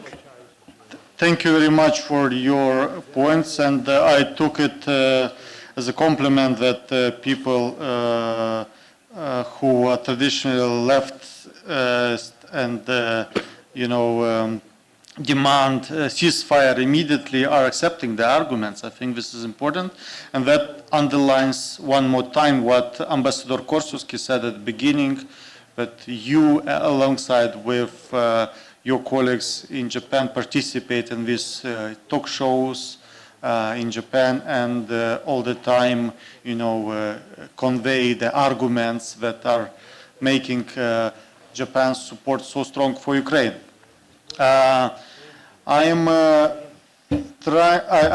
moving to our next speaker at this panel, Peter Dickinson from Atlantic Council, and of course your affiliation requires me to ask a question related to the US. So I would ask, and thank God, for instance, you are not so lucky as Gustav, because if we had no Leopards, then all the questions to Gustav were about Leopards. But now I have to ask you about F-16. However, I will broaden my question. Since we see in Ukraine that US, of course, has been alongside with its best allies from day one supporting Ukraine. However, we see that this support was calibrated. Yeah, it was not a war-winning support, as we say. What is driving this policy? Why US cannot just give Ukraine everything it needs? Because this is a very frequent question in Ukraine, which is being asked. I mean, I know some of the, I guess some of the answers, but that would be interesting to find out from you. Why do you think we have this calibrated support, and we don't have yet war-winning support? And maybe in addition, how do you think the visit of President Biden could have influenced this policy approach for the upcoming, weeks and months in Ukraine? Thank you. Thank you for the question, and thank you for having me, and thank you to all the participants who've come this morning to the event. Winston Churchill, I think, said it very well, as he often did. Churchill observed once that you can always rely on America to do the right thing after it's tried everything else. And I think to a degree that's what we've seen over the past year, or what we are seeing. I think and that's not only applicable to America, I think that applies to the West in general. I think that there was a huge amount of illusions and denial about what Russia is under Vladimir Putin. Before the full-scale invasion began, there was a lot of self-criticism. Maybe it's our fault, maybe it's NATO enlargement, maybe it was the way we behaved in the 1990s with Russia, maybe we did something else to upset them, maybe they've got a point. There was a lot of this sort of denialism that went on, and a reluctance to use the term to poke the bear, to provoke Russia more by supporting Ukraine overtly. And there was a lot of, if you recall, after Crimea, after the Donbass, there was a huge debate in America and elsewhere about whether it was right to provide Ukraine with any arms. We had the blankets and packed lunches from Obama. We had a long and extensive debate under the Trump administration about the provision of a very, very limited, now it looks like, delivery of javelins. And again, they were delivered in very symbolic quantities, and also with great restrictions, that they were not allowed to be kept on the front lines. They were locked somewhere in West Ukraine, and they couldn't be used. So that gives us, I think, it's important to remember that context, that there was a huge amount of reluctance to get directly involved. And I think that reflects the sort of psychological barriers that the West, and especially America, but the West in general, has about engaging in a confrontation with Russia, a military confrontation with Russia. We're talking about societies that haven't had a major peer against peer war in 3 generations since World War II, that have grown up with the concept of war as being something that takes place a long way away in the developing world, in Vietnam, in the Middle East, in Africa. There's no experience and there's no real understanding of what it means to have a war against a major power like Russia. So there's it's an enormous, I think we shouldn't ever underestimate how big a psychological barrier that is for Western countries. And that remains the fact even today, after the war is already in its 2nd year now. Yes, things have changed. Yes, there is an understanding now, a growing understanding in America and in Western capitals, again in general, that Russia must be defeated. It must be beaten. There's no real alternative to a military defeat. That has to be achieved. But then the question remains of how to achieve that and how to go about that. I think the whole episode with the Leopard tanks was very revealing, because there we saw very clearly a long debate within Germany domestically, with their own domestic issues, which are very specific to Germany. They reached basically a conclusion in that debate, saying, okay, we're almost ready to give these tanks now, finally, after months and months.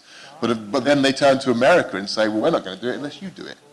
We won't do it unless you get involved, because we're not going to go on our own, because we don't want to put ourselves ahead of the pack, ahead of the collective West, and make ourselves a potential target for Russia. And this is something we're seeing, again, we talk about the incrementalism and the sort of very slow, the painfully slow process of arming Ukraine, is a lot to do with this sense that no one wants to jump out ahead of the pack and make themselves a target. Now, I don't believe that people in America or anywhere else in Europe genuinely believe at this stage that Russia is about to declare war on them, that Russia will invade them or will bomb them. But there's a lot of things that Russia can do. We know here in Ukraine very well that Russia has a great expertise in hybrid warfare, so to speak, and we could speculate all day about what they could potentially do. There could be terrorist attacks using third parties. There could be attacks on infrastructure. They could cut cables under the ocean. They could attack energy infrastructure. They could do a wide variety of hostile acts, which would significantly impact on the quality of daily life in America, in Britain, in France. And then the people who are leading those countries then must explain to their own domestic audiences why they all of a sudden have these significant issues to deal with in their daily lives, because they've entered into a war with Russia. So there is a sense that, yes, we have to defeat Russia, but there is also a sense where we must move very, very carefully, very, very incrementally and slowly so as not to provoke a very dramatic reaction from the Russian side. And then there's a third factor, I would say, which is the fear factor of what comes after a Russian defeat. Now, this is something that's perhaps less specific or less easy to quantify, but this is a long-running thing as well. The West has always looked at the former Russian Empire, the Soviet world, and also the post-Soviet world with a very Russia-first approach, with a very Russia-centric approach. And there is a great fear of what would happen if Russia were to disintegrate or to break down, perhaps not necessarily in the most extreme scenario of it becoming a dozen different countries and Chechnya and Dagestan and Tatarstan, etc., but simply just to become a chaotic mess, a sort of China after the First World War, a warlordism with the implications for nuclear proliferation, etc. Now, again, looking at Ukraine's own experience, the collapse of the Soviet Union in 1991, President George Bush Sr. came to Kiev and gave a big speech, the notorious Chicken Kiev speech, in which he said, don't do it. We don't support suicidal nationalism. We don't support your drive for independence necessarily. People forget that because there's an assumption, oh, well, the Cold War, so of course America wanted the Soviet Union to collapse. Well, that's actually not so clear-cut. And I think, again, now we're seeing with the current war this sense, yes, Russia must be defeated. Yes, what Putin is doing cannot be allowed to stand, and we will provide the weapons to prevent him from succeeding. But if he were to lose catastrophically, then where will we be? And that is a fear. Again, Macron has spoken numerous times about we mustn't humiliate Putin. We must not humiliate him. Now, here he doesn't just mean we must look after Mr. Putin's feelings because we don't want him to feel bad about himself. He's very specific. This he means here. We must not collapse that system. We must not make it so that Putin is no longer able to govern, because then we have a collapse of Russia, and then we're into a very, very unknown territory, and we don't know what to expect. But quite frankly, it's unlikely there'll be anything good. So there are a lot of conflicting, well, maybe not conflicting, but different factors in play here in terms of Russia must not win, but it should not probably lose too badly. Ukraine must survive, but if Ukraine inflicts an absolutely crushing defeat on Russia, we're very afraid of the consequences. So, and also, crucially, we're very afraid of inviting these reactions against individual countries. So these factors all play into the incrementalism. However, I would stress that if we look at the whole year, now, if we look back to the immediate pre-war period to where we are today, the trend is very clear.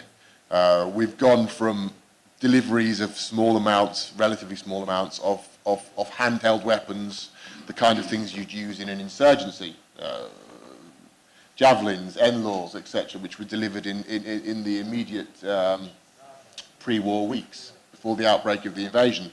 They were delivered with the idea that Ukraine would be taken over, would fall essentially, and would then fight an insurgency, a sort of Mujahideen-style guerrilla war.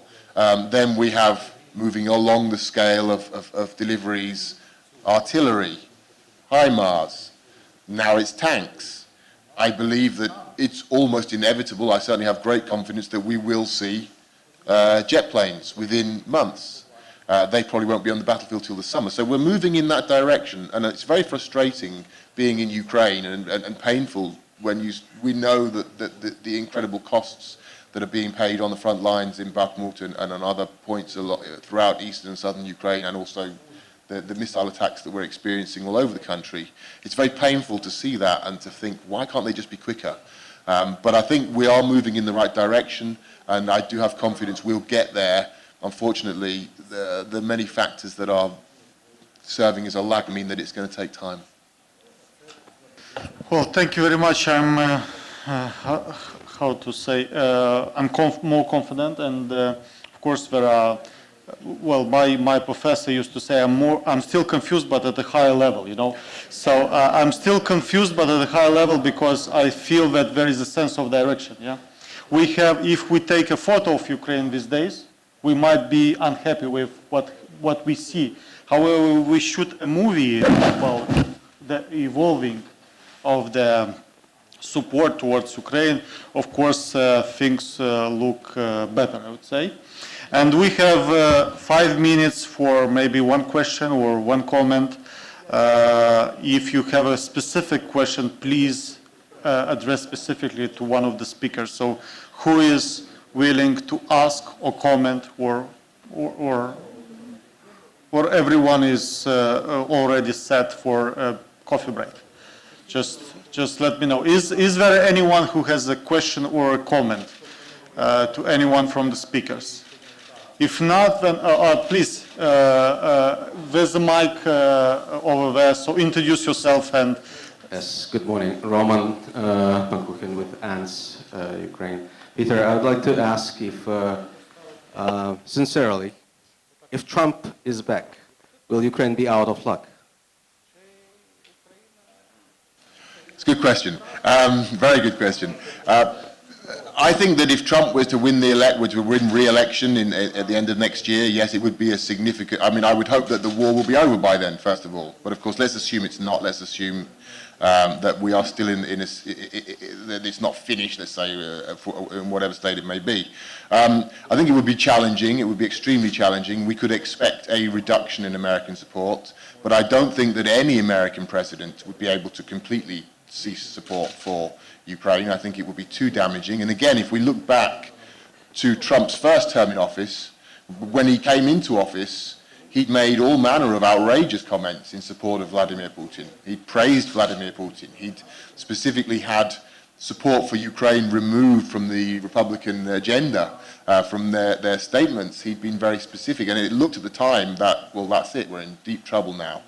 And yet, there was still bipartisan support in Congress. Trump gave weapons to Ukraine, whereas Obama had not done so. So I think that it's difficult to imagine a scenario where they were to completely say, you know what, we're just going to stop. But I think they would certainly make it more difficult. They would make a lot more. There would be less coming through in terms of the financial support, in terms of the arms support. But I don't think it would be a complete game changer. It would certainly be a negative. It would be a negative development for Ukraine, a negative development for the West in general in the context of the war, but I don't think it would be decisive. Thank you very much. And I have the small mission to conclude this panel with saying that from my perspective, from what I've heard from your interventions, is that we are moving in the right direction, and we have partners in all of the parts of the world. However, we still have countries who still think they can stay neutral. And this is something we have to work on. This was mentioned pretty much by all speakers, but also in the during the introductory remarks, that we need to work with with countries who didn't used to be our partners in a way, or didn't have developed relations. Something which I think Ukraine is trying to do now. And I'm also reassured in a way that there is a higher and better coordination of the West in responding to Russian aggression. And every day becomes more oriented and better. I mean, the response should be better to what happens. So, of course, I have some of smaller conclusions and recommendations from all of your interventions. Thank you very much for your contributions, and please join me in giving a round of applause to the entire panel.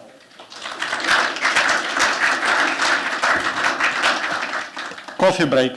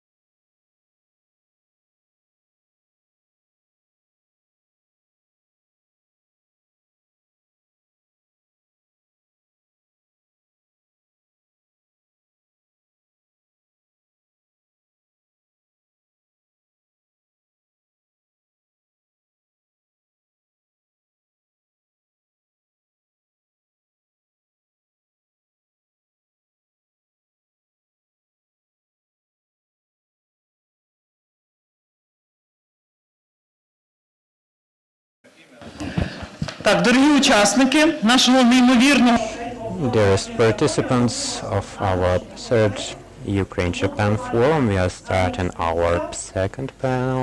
Please take your seats. And also our online participants are with us already. Great.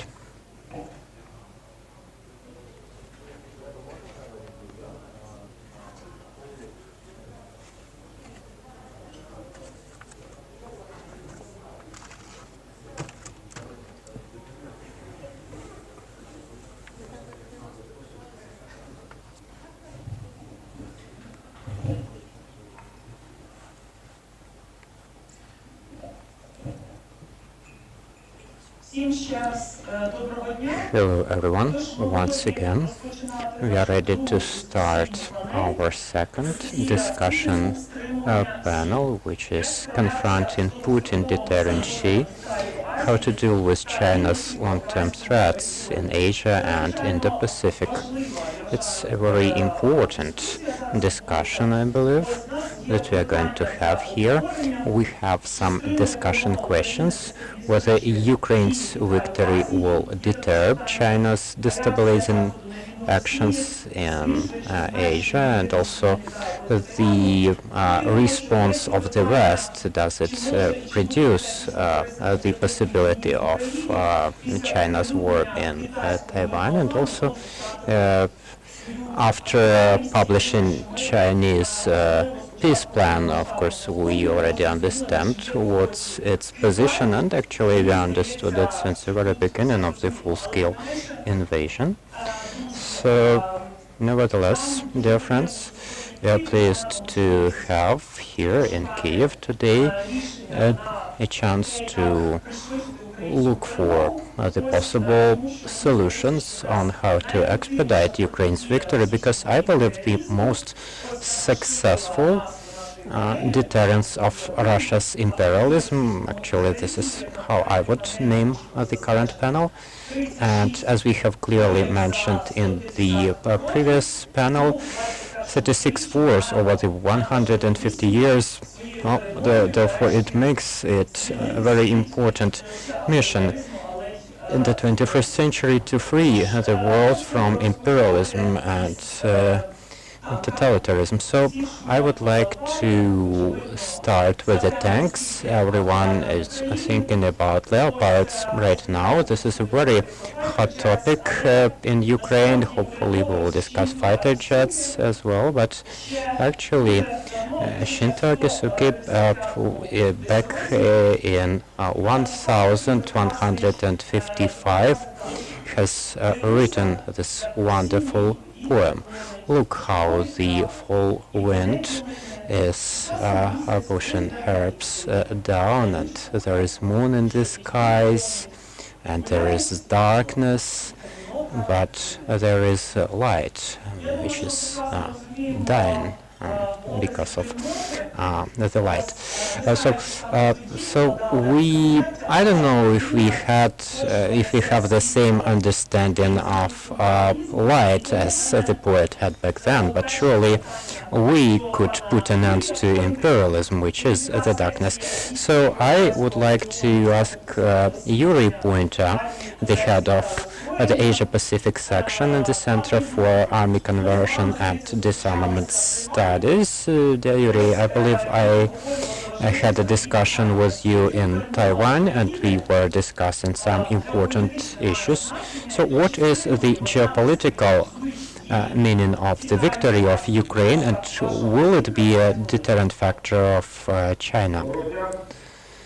Thank you. Hello.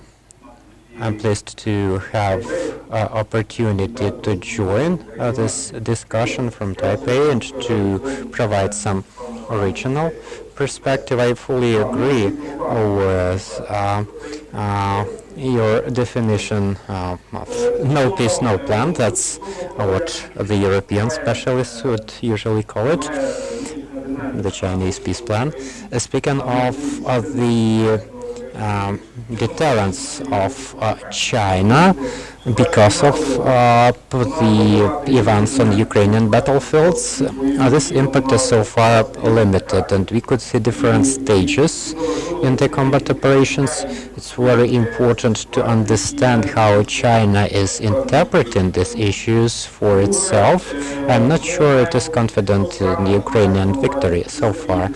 Also, we need to understand what exactly we mean when we speak of destabilization, because there are these so-called gray zone operations of China in Taiwan, and they are becoming increasingly active, actually, with some air defense and training happening all around. And speaking of the possible conflict with Taiwan, we need to understand how China interprets the situation. We need to understand whether the Russo-Ukrainian war is changing its strategic thinking. Of course, we don't have access to the strategic plans of China, but we can make some conclusions judging from China's actions. And our think tank has a number of discussions with Chinese experts affiliated with the Ministry of Defense and Foreign Affairs. We did this exercise a couple of times in March last year, in July last year, and in October last year. So we can see how the situation was changing in their views, and judging from the focus of the Chinese, we could point out 7 important conclusions that are associated with China's deterrence.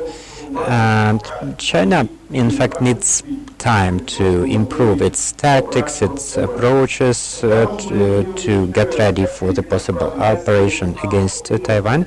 Also, we found 4 aspects that could actually expedite China in its efforts. So the first focus that they are making is that the war that Russia is leading is a strategic mistake, but mistake is not in the fact that Russia has started the war.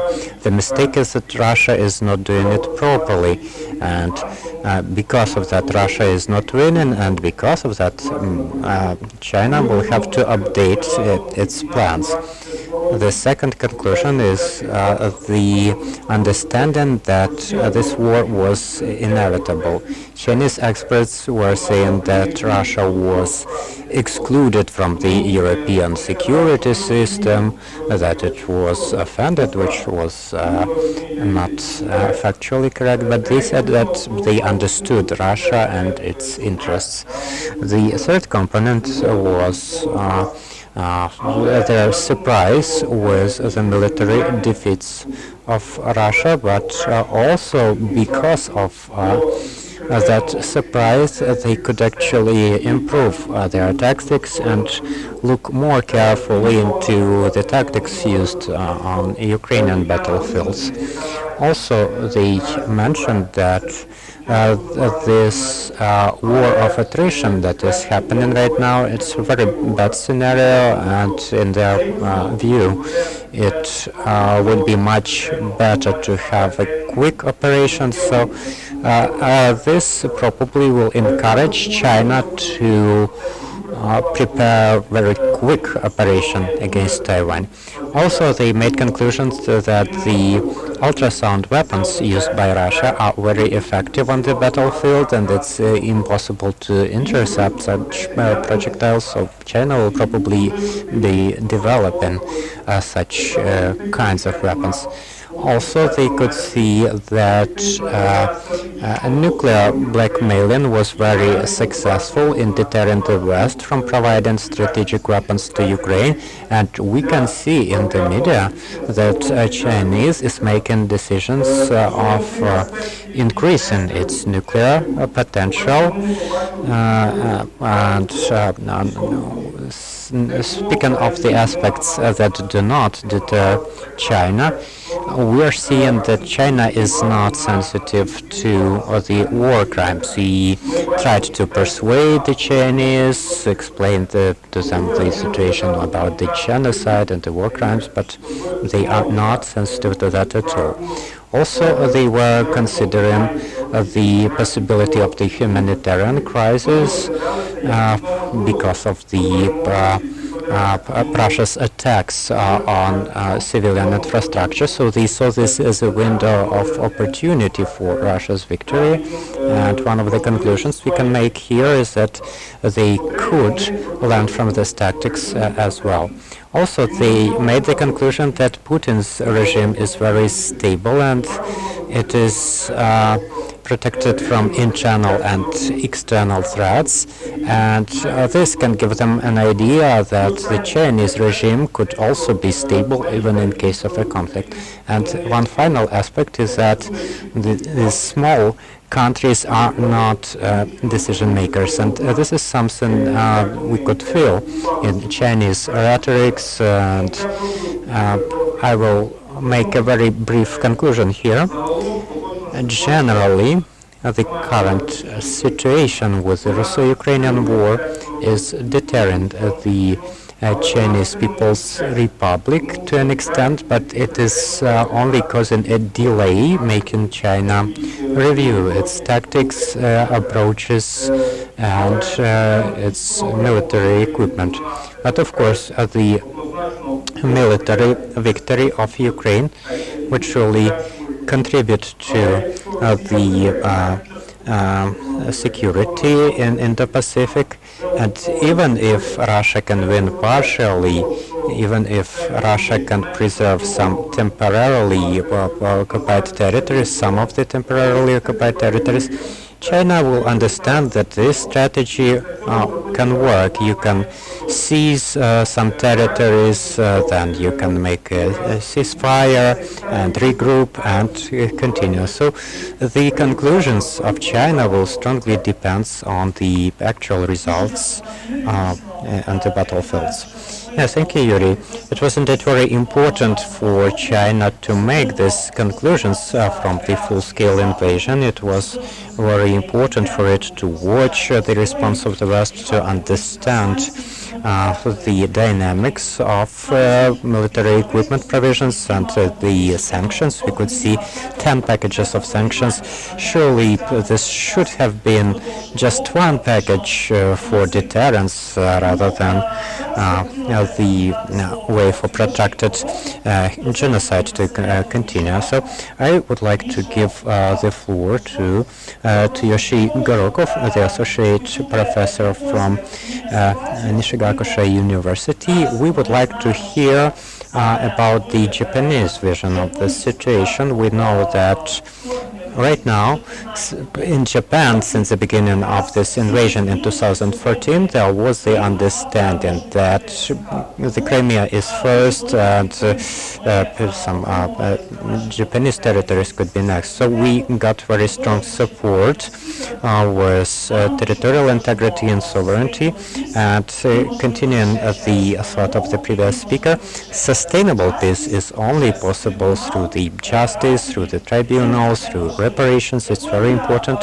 and Japan has made some changes in its defense and security documents. Japan is going to increase its defense budget in the upcoming years. So my current question. Vision of security rather than regional, tied to the Japan-US security treaty of post-war. Okay, thank you very much, Hanna, and nice to see you again. And I'd like to thank you, Aliona, and the other staff for organizing such an important forum, even if tough time. From your question, I think the Japanese new strategy made an important point about the Japanese policy vis-a-vis Russia. As Professor Higashino pointed out, it turned a lot, 118 degrees. Japan's robust response to the Russian aggression, including unprecedented sanction on Russia, has been taken not only for solidarity with the brave Ukrainian people, but also for trying to send a strong message to potential aggressors surrounding Japan and maintaining a rule-based international order. That's why, as Ambassador Matsuda emphasized previously, Prime Minister Kishida repeatedly warned that Ukraine today may be East Asia tomorrow. And security in Europe and in the Pacific region is inseparable. And I think this kind of a sense has been shared with many Japanese public. So according to the public opinion conducted last March, more than 80% of Japanese public support government decision to sanction against Russia. So I don't have newest public data, but at least I think majority of people are supportive of maintaining sanction, even if it has damaged our living cost. Moreover, I think it's also important that Western countries, along with the Ukrainian, have remained united and imposed vast cost on the aggressor, because it must have an impact on Chinese strategic calculation. So as a Japanese well-known expert on Taiwan Strait said, Russia's invasion already had the effect of raising the calculated risk and the cost of Chinese invasion of Taiwan in short term. So in this sense, as a G7 chair, Japan must provide leadership to maintain Western unity and keep momentum in support of Ukraine. But at the same time, we have to be prepared mid-term and longer-term scenario, because China has not abandoned its goal of unifying Taiwan. So far, we may be able to delay Chinese decision, but China will decide to use its force when it is convinced that it can succeed without any damage or without any sacrifice. So while it is important to continue to support Ukraine as long as it takes, but also crucial for the United States, Japan, but also European countries need to prevent China from gaining such a confidence to be successful. Thank you very much. Дуже дякую за ваші думки. Очевидно. Thank you so much for your opinions. And when I hear the phrase "as long as it takes," I have quite a tense reaction already, because I imagine how our military in the battlefields would react. You know, when they are waiting for the no-fly zone. They've been waiting for this for a year. They wanted to avoid the situations in Mariupol, Bucha, etc. We, I guess, need to be very clear with the democratic-aligned countries that they should not support us as long as it takes, meaning till the last Ukrainian who's alive, because this would mean that everyone in this room would have to go to the battlefields very soon, because, well, this optimistic rhetoric that we had, rhetoric that we are winning, it has some negative effect as well. Some people perceive that here in Ukraine, not only the military, but also the women and the children are ready to go and fight.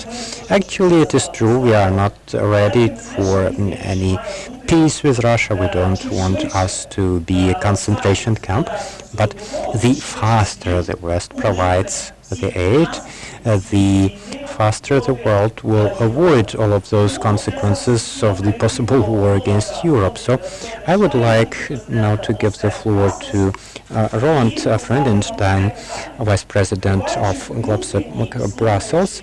So my question, when I was in Munich, when I was listening to Jens Stoltenberg, who told what's happening in Europe today could happen to Asia tomorrow, Putin is not planning for peace, Putin is planning for more war, he's preferring new offensive.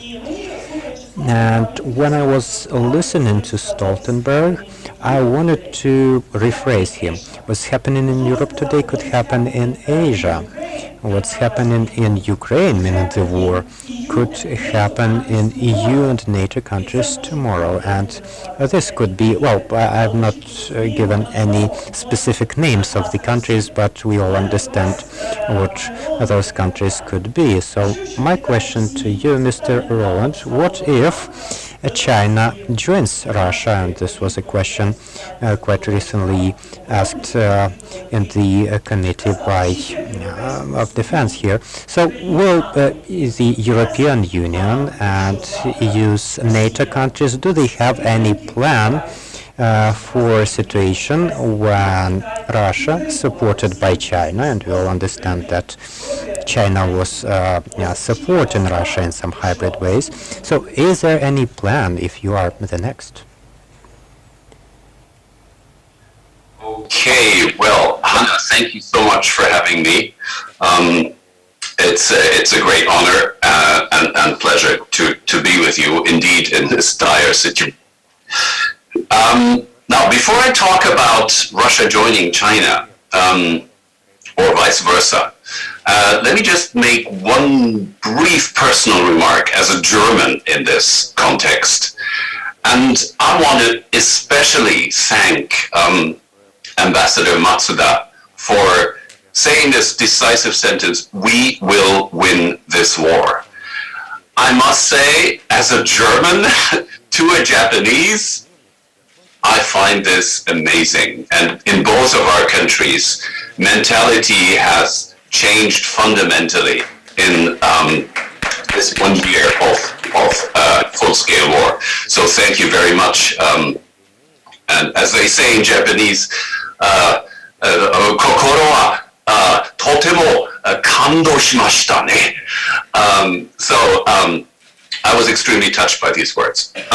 So having said this, let me just make one brief remark about China's interests in the current situation. Of course, China wants to present itself as a global peacemaker. That's why we had this peace proposal, which already fell pretty flat. If you listen to voices from Washington, and also most European powers have seen this proposal for what it is.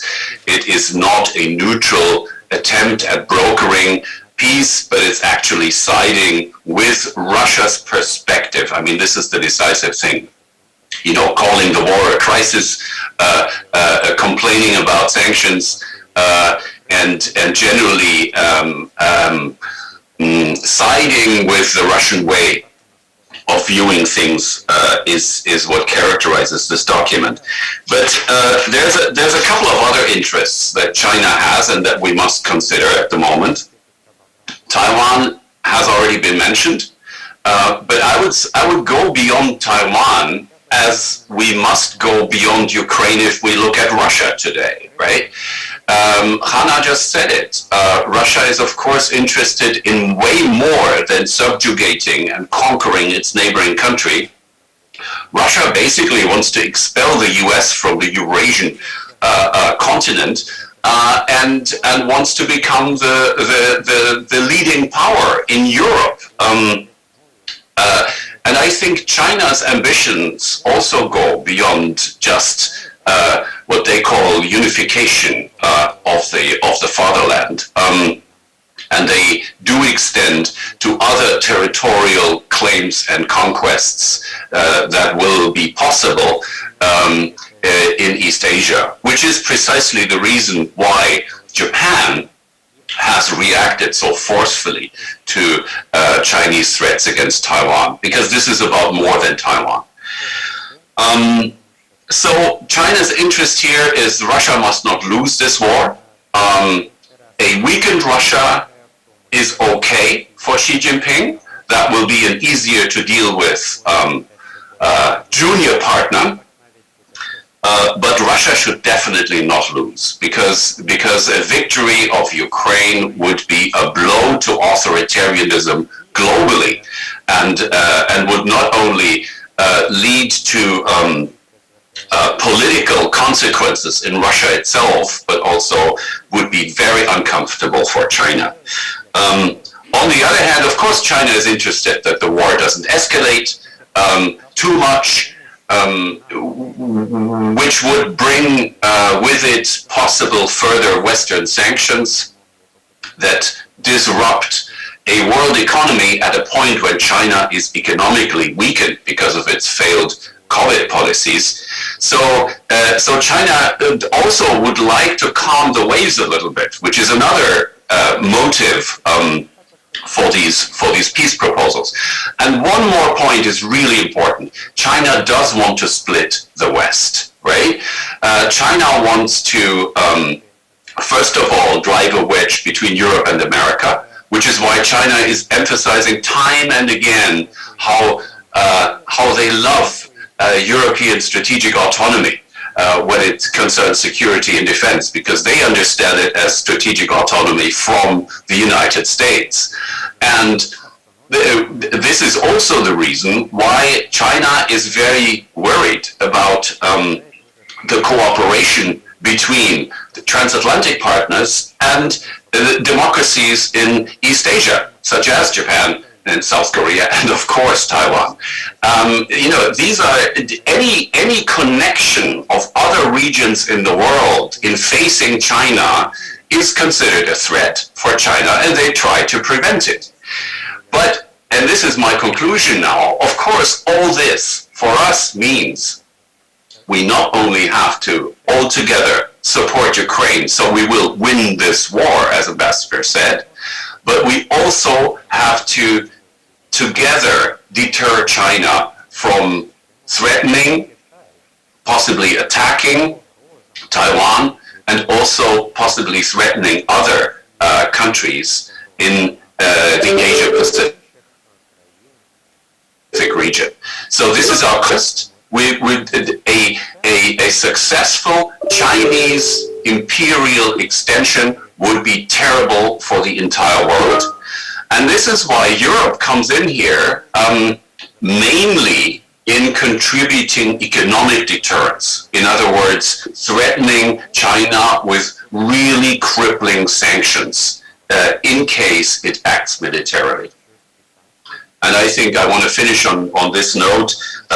Europe is very much in the game when it comes to the security of East Asia, and we have to learn from our Asian partners who have much better intelligence and understanding about China.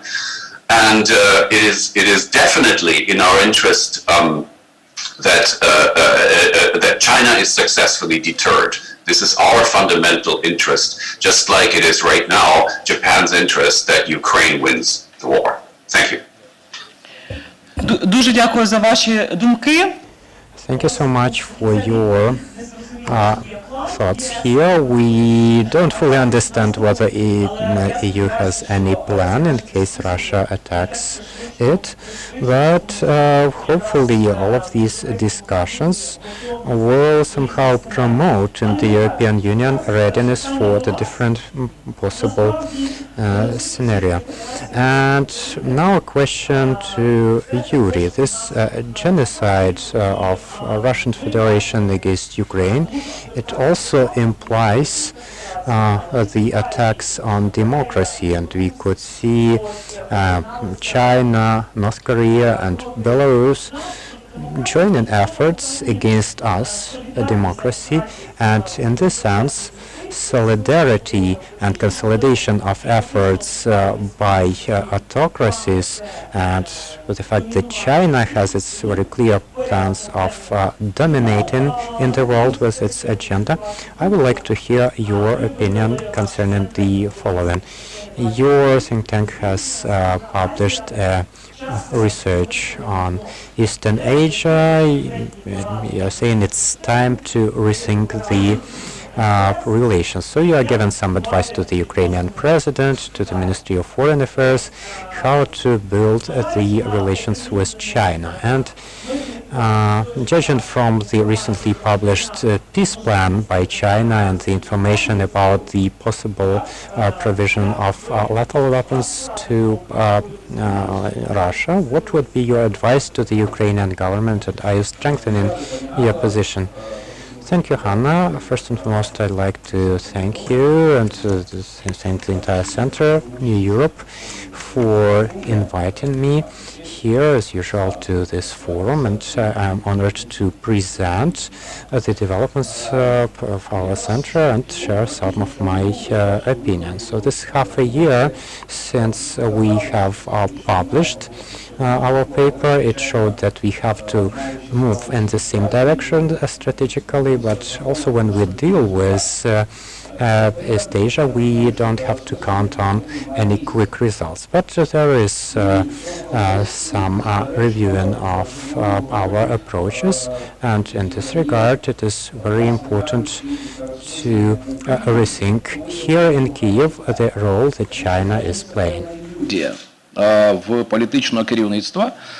We have some illusion of the political leadership as if kind of China is a global power, global player.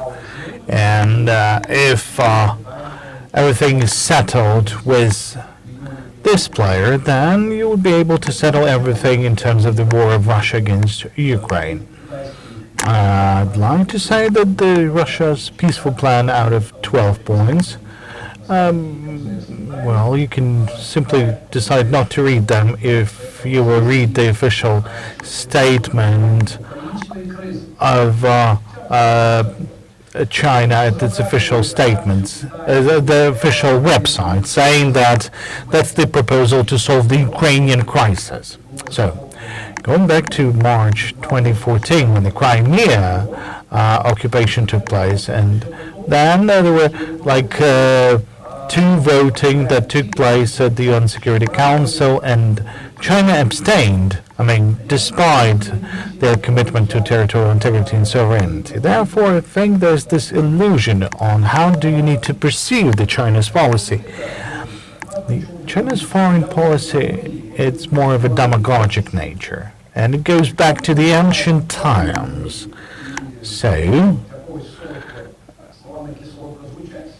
someone might like the words, but the content behind them is far more different. And I'd like to underline something in the context of what Yuri Poita mentioned. It's important for proper understanding here in Kyiv and in some of the European capitals as well. Look, when we start talking about the possible actions of China in Asia, now it's not going to be only about Taiwan. It's about the Paris Islands, as well as some of the archipelago in the South China Sea. And there's this comprehensive view of China on all this. And evidently, China is monitoring very closely Russia's special military operation. Now, Russia's military experience is part that China has learned in its military academies, and they're watching at Russia's actions. And if you take a look, the China special military operation, it was a failure for China, but it took place in 1979 when they've invaded the northern Vietnam, resulted in the crush of the Chinese contingent. So it's not a fact that China will start a direct invasion occupation of Taiwan. Many things supports that scenario, because should you try to compare the powers, the possibilities of China and Taiwan, well, it's far greater than we have the balance between Russia and Ukraine, because Taiwan is something like territory of the Crimean Peninsula. Now, Russia surely has a lot of territories, and well, in case of Taiwan, they have the strait that saves them a bit. And you sometimes hear that China is bad in responding to humanitarian crises and in killing people, but China is ready to take the price, whatever it takes, even greater than in the case of Russia. So, despite everything that was done over the past days on the basis of the Sasakawa Foundation, Sasakawa Peace Foundation. Now, there was a series of 4 computer games, and they showed that in all possible scenarios, China will be defeated if they would try to attack the Taiwan, and they would have to withdraw their expeditionary forces, although they would sustain significant casualties, because the Japanese will help them, and the U.S. would take a role to play. China is the civilization with long traditions of war fighting. We all remember the Sun Tzu Art of War. I think we had Mr. Snak somewhere here who was the first to translate that into Ukrainian. And when Russians invaded the Azov Stil, they found the Ukrainian translation of the Art of War. Now, everyone remembers that the statement that art is the war is the art of treachery and concealment, and that is why the occupation of or attempt to occupy Taiwan by the China, that would be a final of certain hybrid actions that would take a different kind of form. And surely, I don't think we don't have enough time to discuss all of them. Now, in this context, I think people in Beijing are very much monitoring this scenario implemented by the Russia, which is a scenario of the sudden, enormous strike leading to a very rapid destruction of the country, as the Russians tried to fulfill with the capturing of Kiev and having a victory in a couple of days. But it didn't happen, so it gave a serious message to the Chinese leadership, saying that it could be either like a short-term operation, like an operation of several hours, and the chances of such operations, well, there are some chances of success, because we clearly understand that for the allies of Taiwan to start acting, well, it would take them time, and that was something that Russia was trying to have, or to launch a series of hybrid operations when Taiwan would be sacrificed because of the other geopolitical situation. So in this context, there's a variety of different options, but I think this option is fairly possible. It's a kind of a bold strategy against the ad hoc, or the fox will never eat an ad hoc because he will get damaged, but the fox know how to destroy it.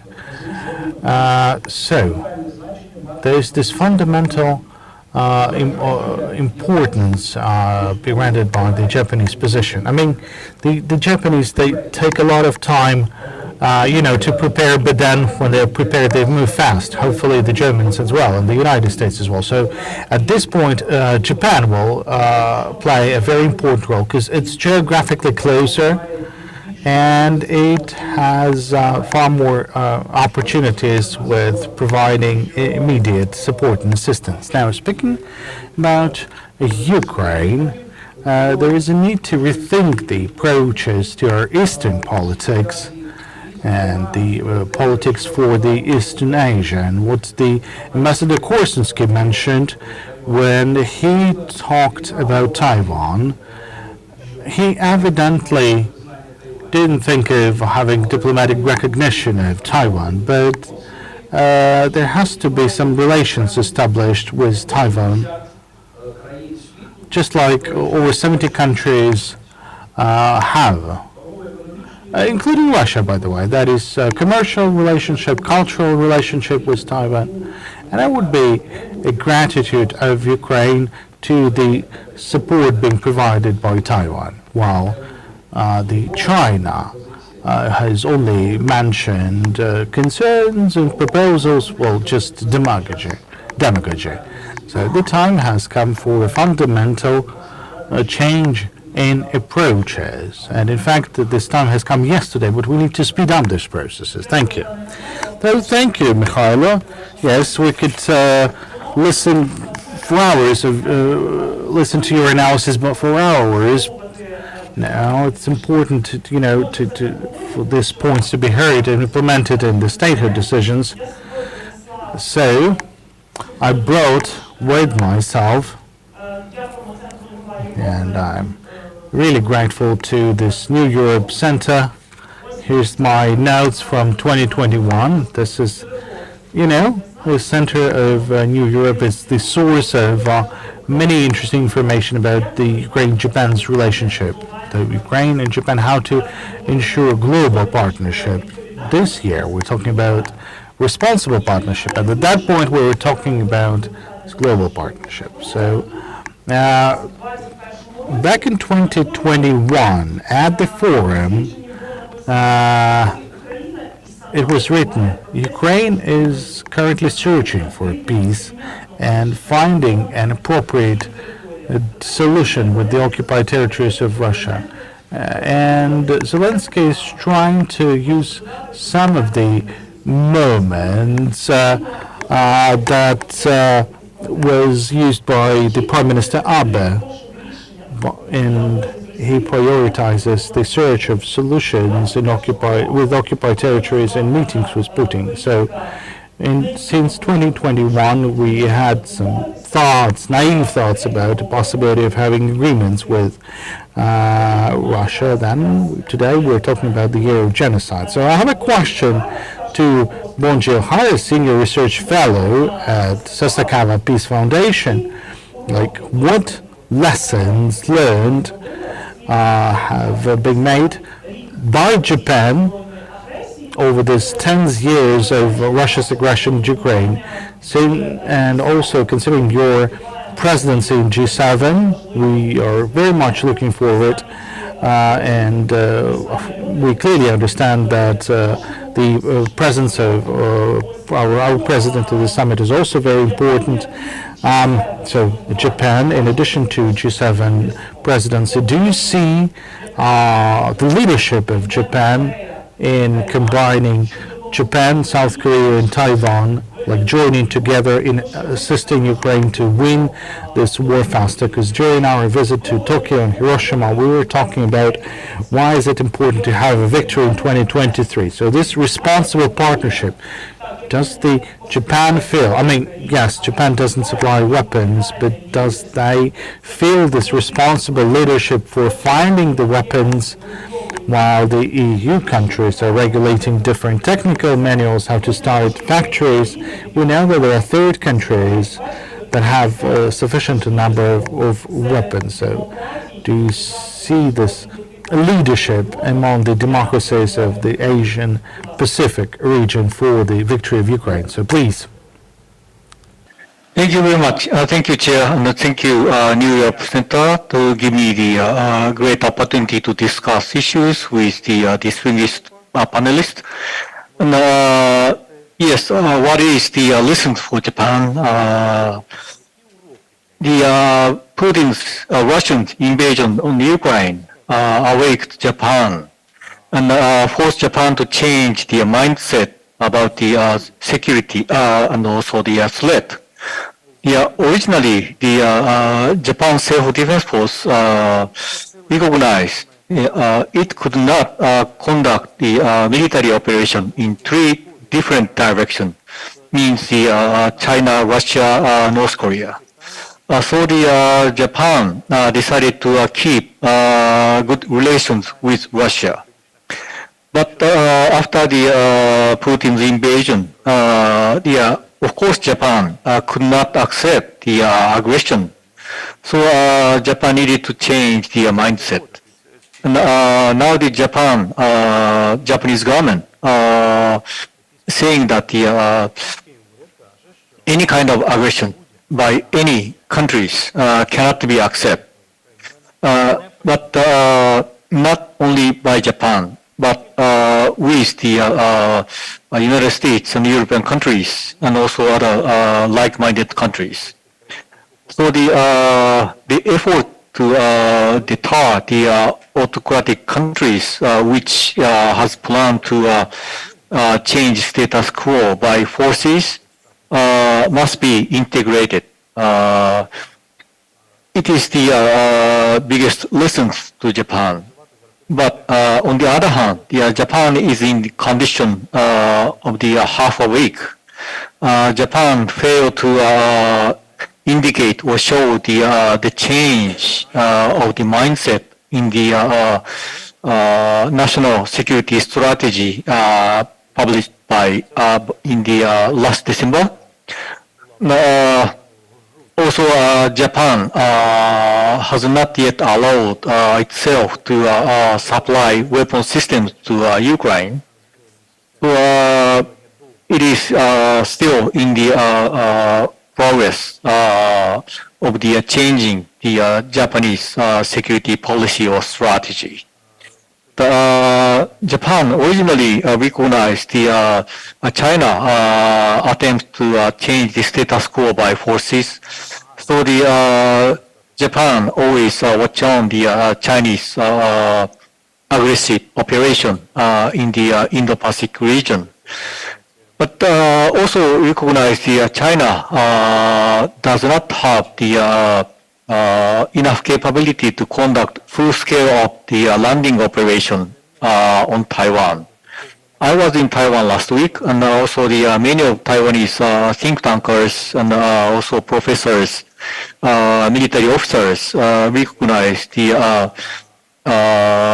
also PLA, Chinese PLA does not have the capability to conduct landing operation. But China, PLA, has the many OP, operational plans.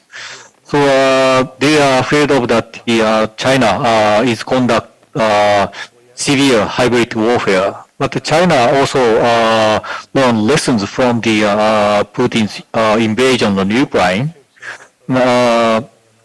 Effect of the hybrid warfare means hybrid warfares cannot be calculated such easily. If the target society or target country has the network with the other countries and also can get the enough support from the other countries. So the China is still considering the what kind of operational plan is the best to reunify Taiwan.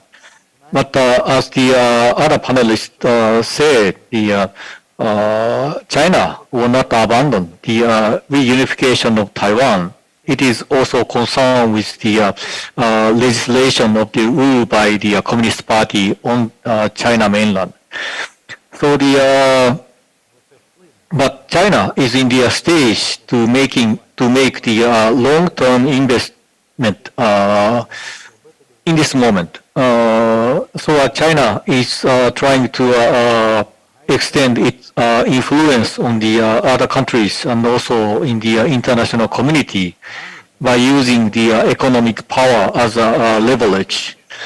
But Chinese economy is getting worse because of the Xi Jinping's economic policy and also the some kind of sanction like the semiconductors by United States and other countries.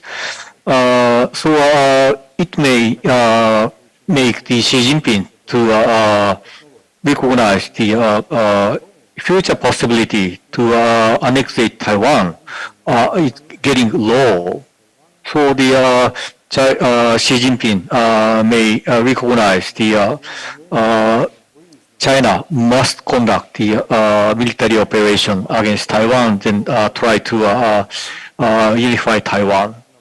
And one other condition in China, there is no staff or leaderships who can make opinion against Xi Jinping. It is like the Putin's it is conditioned to make Xi Jinping to mistake in the decision making.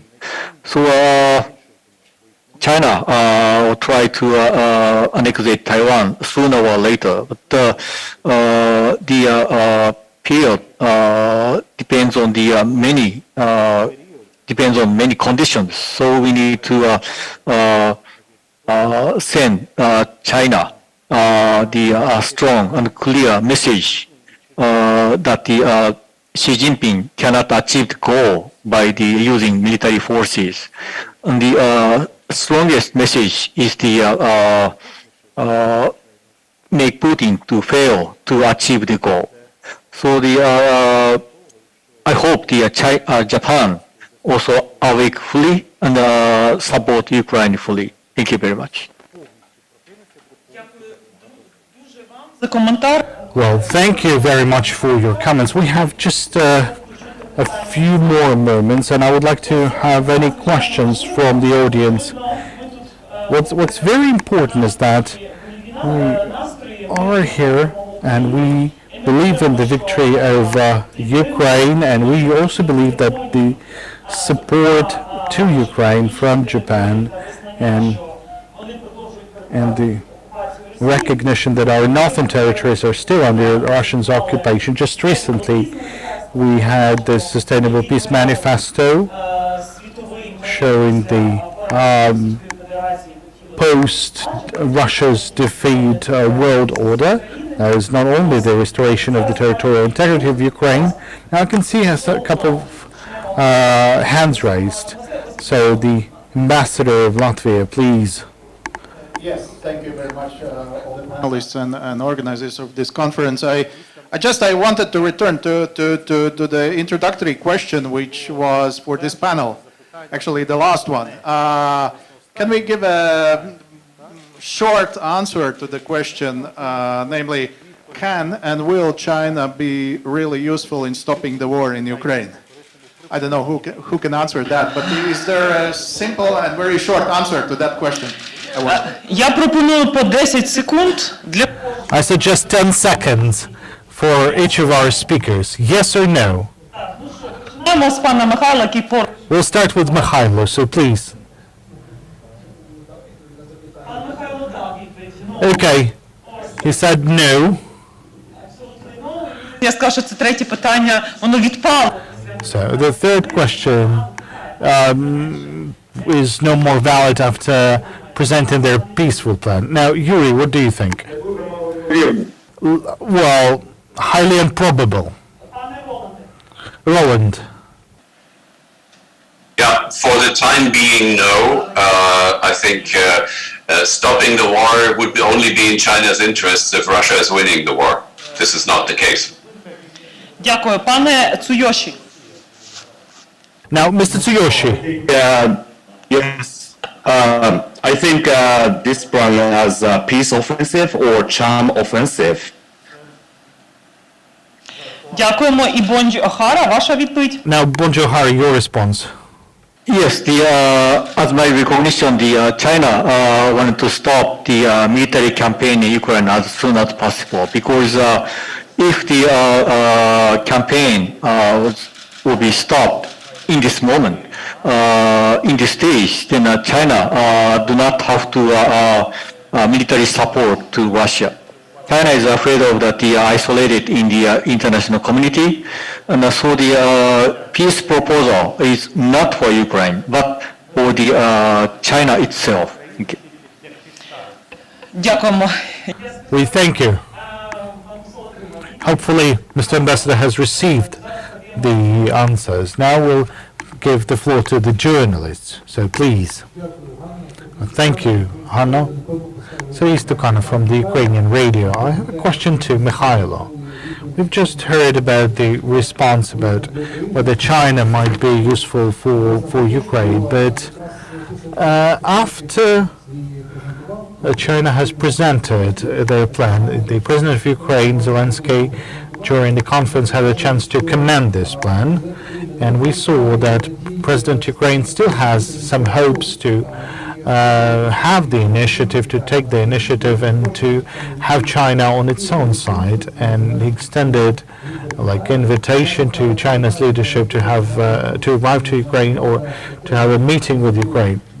So what's the strategy? What's the tactical strategic behavior of Ukraine to try to get China on our side, or to have any different strategies? Thank you. Well, you understand that diplomacy, it kind of provides for statements like that, but I hope that the supreme military leadership and the supreme political leadership have no illusions, because the China's position, it's not about 12 points. It has been established over the past 9 years, and it started with the occupation. And its position is not about words, but through actions or inactions, rather. And this attempt to have Russia or China on our side, well, it's kind of at different levels. Trying to get China in favor on one side, I don't think if Ukraine would be acting alone, this would be possible. Now, it doesn't matter that we shouldn't do anything diplomatically. Yes, we have some procedures in place, and not everything that we can see in public is representing the complete agenda, but still, I believe there's no perspectives in this respect, because Beijing and Moscow, they have a kind of a common nature. They're authoritarian regimes. Now, whatever you would hear from Beijing, they would still be like connected to Moscow with their hearts and minds. And besides, the weak Russia is very favorable to China, as China is trying to consume Russia gradually. And this is why we're saying that the northern Eurasia has to be decolonized, because if it will stay like that, then it will be a prey for China. And this is what's going to work to reinforce the China with the global expansionism and the authoritarian development. And there's these 5 countries in the non-formal alliance under the leadership of China: Russia, Belarus, North Korea, Iran.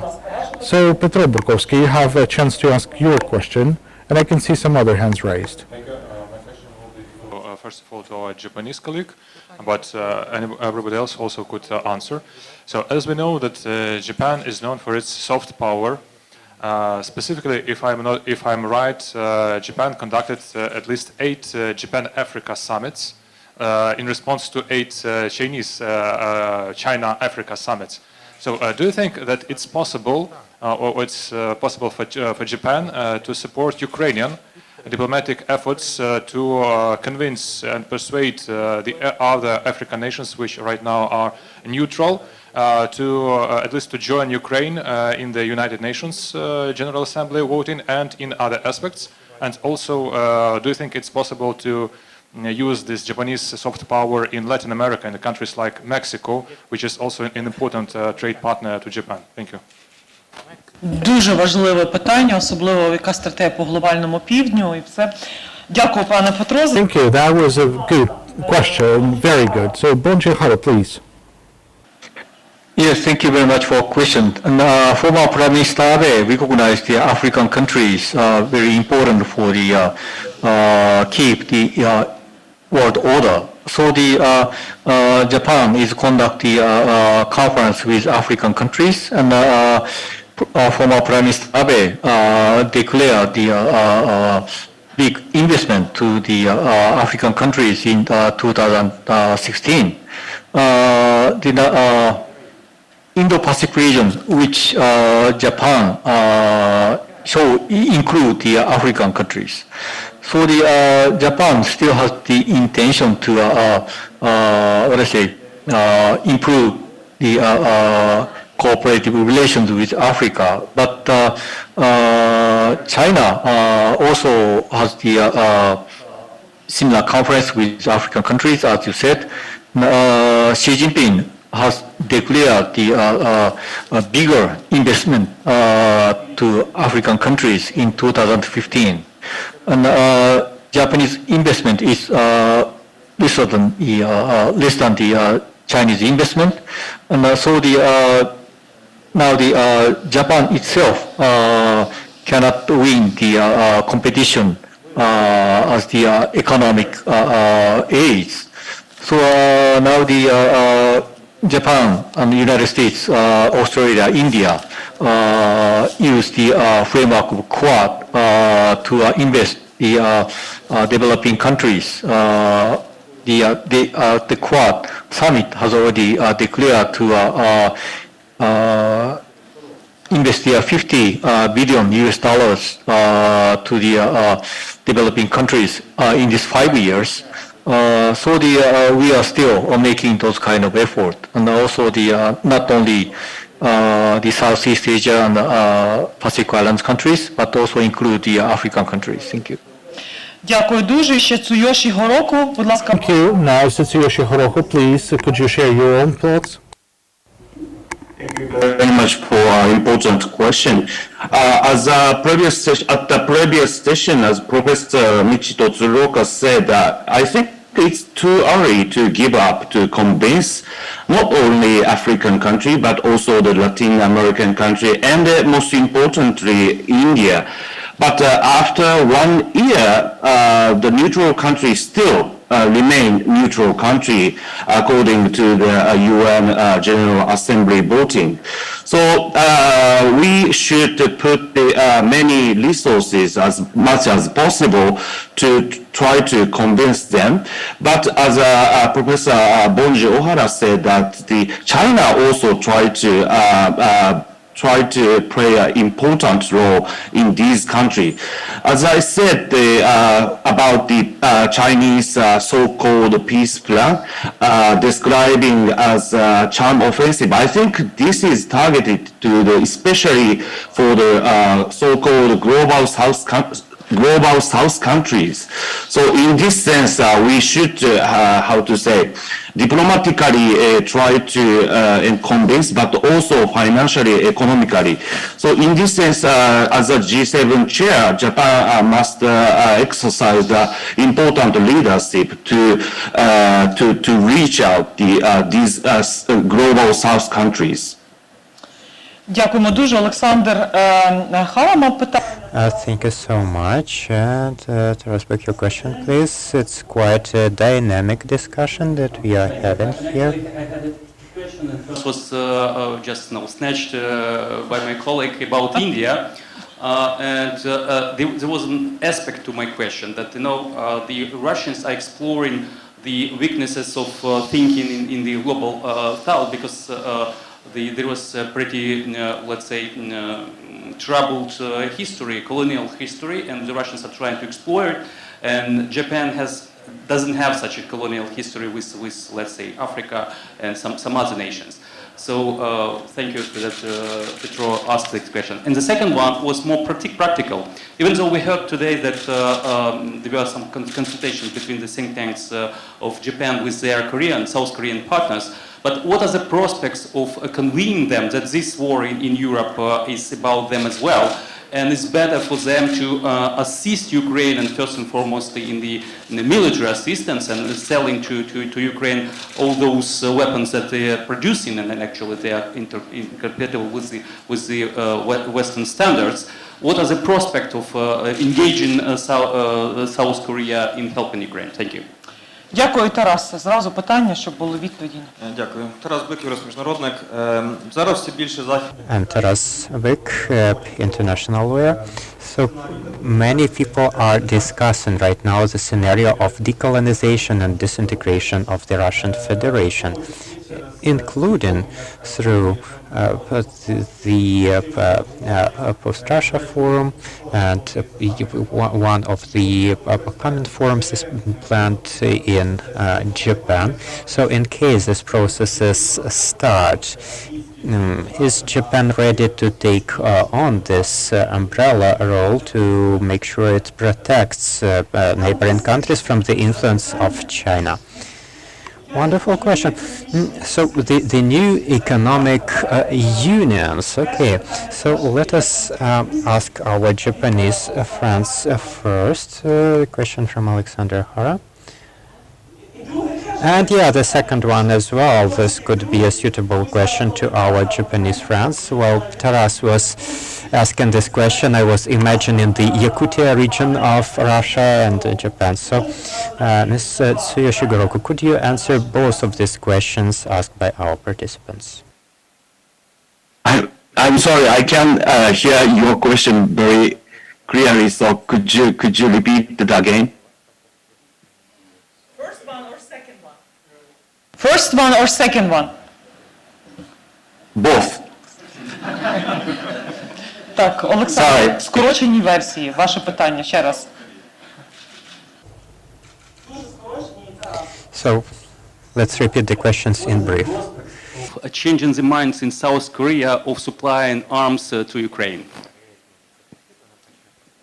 In short, What? No, I understand the question about South Korea, but and the second question, in short, in case of potential disintegration of the Russian Federation and appearance of new independent states on the Asian territory, is Japan ready to take under its umbrella newly independent states? For the second question, well, it is highly unlikely from a Japanese perspective. So, but it's good for the set in mind.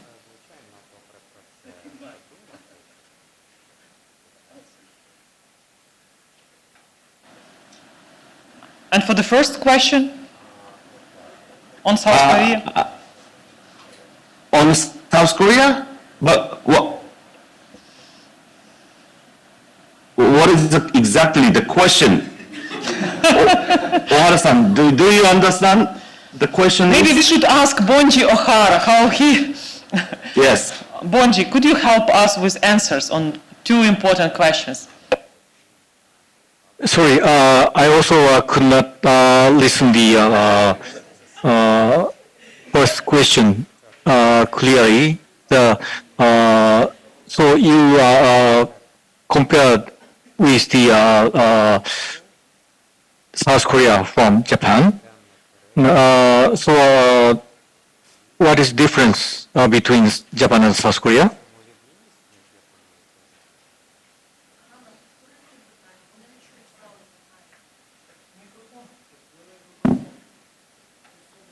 Колеги, я думаю, що відповіді на ці запитання...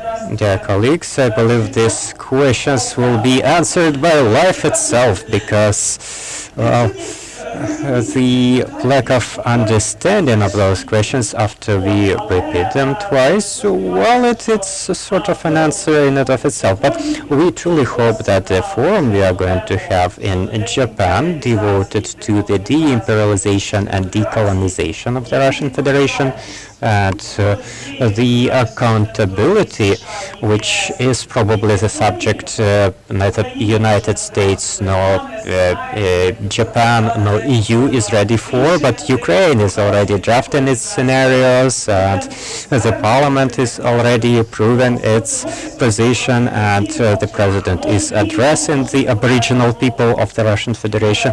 So we are quite active dreamers here. We are laying the foundation for the events ensuing the military defeat of the Russian Federation. But in any case, I'm very grateful to the panelists. I am very grateful to organizers, specifically Alena Hetmanchuk and the entire team of the New Europe Center.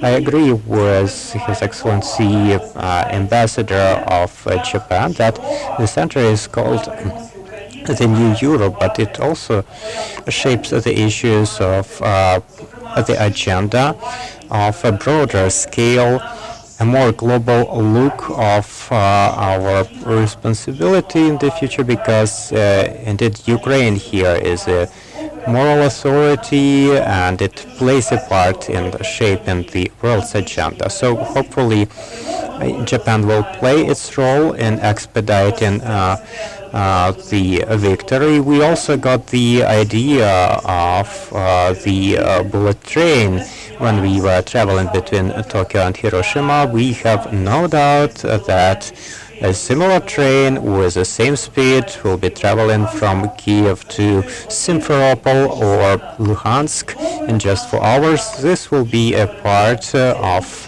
our country's renewal, and the slogans will be brave as Ukraine, but also be innovative as Ukraine, be modern as Ukraine. And Larissa Ivshina from the Den newspaper always keeps speaking about the importance of being traditional and modern at the same time.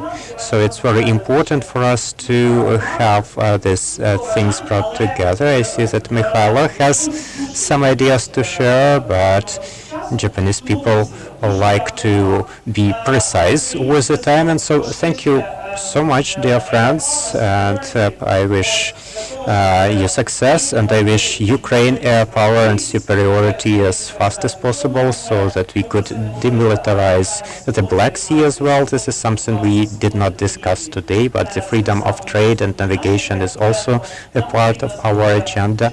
We need weapons to make sure that the Ukrainian farmers start sowing their grain as before, rather than reducing the arable lands by 30%. We want to do demining together, and thank you so much, dear friends, for the dialogue we've had today. Also, let us remember that we need to think about the Chinese art of war, but also there is Japanese art that could inspire us and bring us closer to the question asked by Taras to our Japanese friends. Thank you.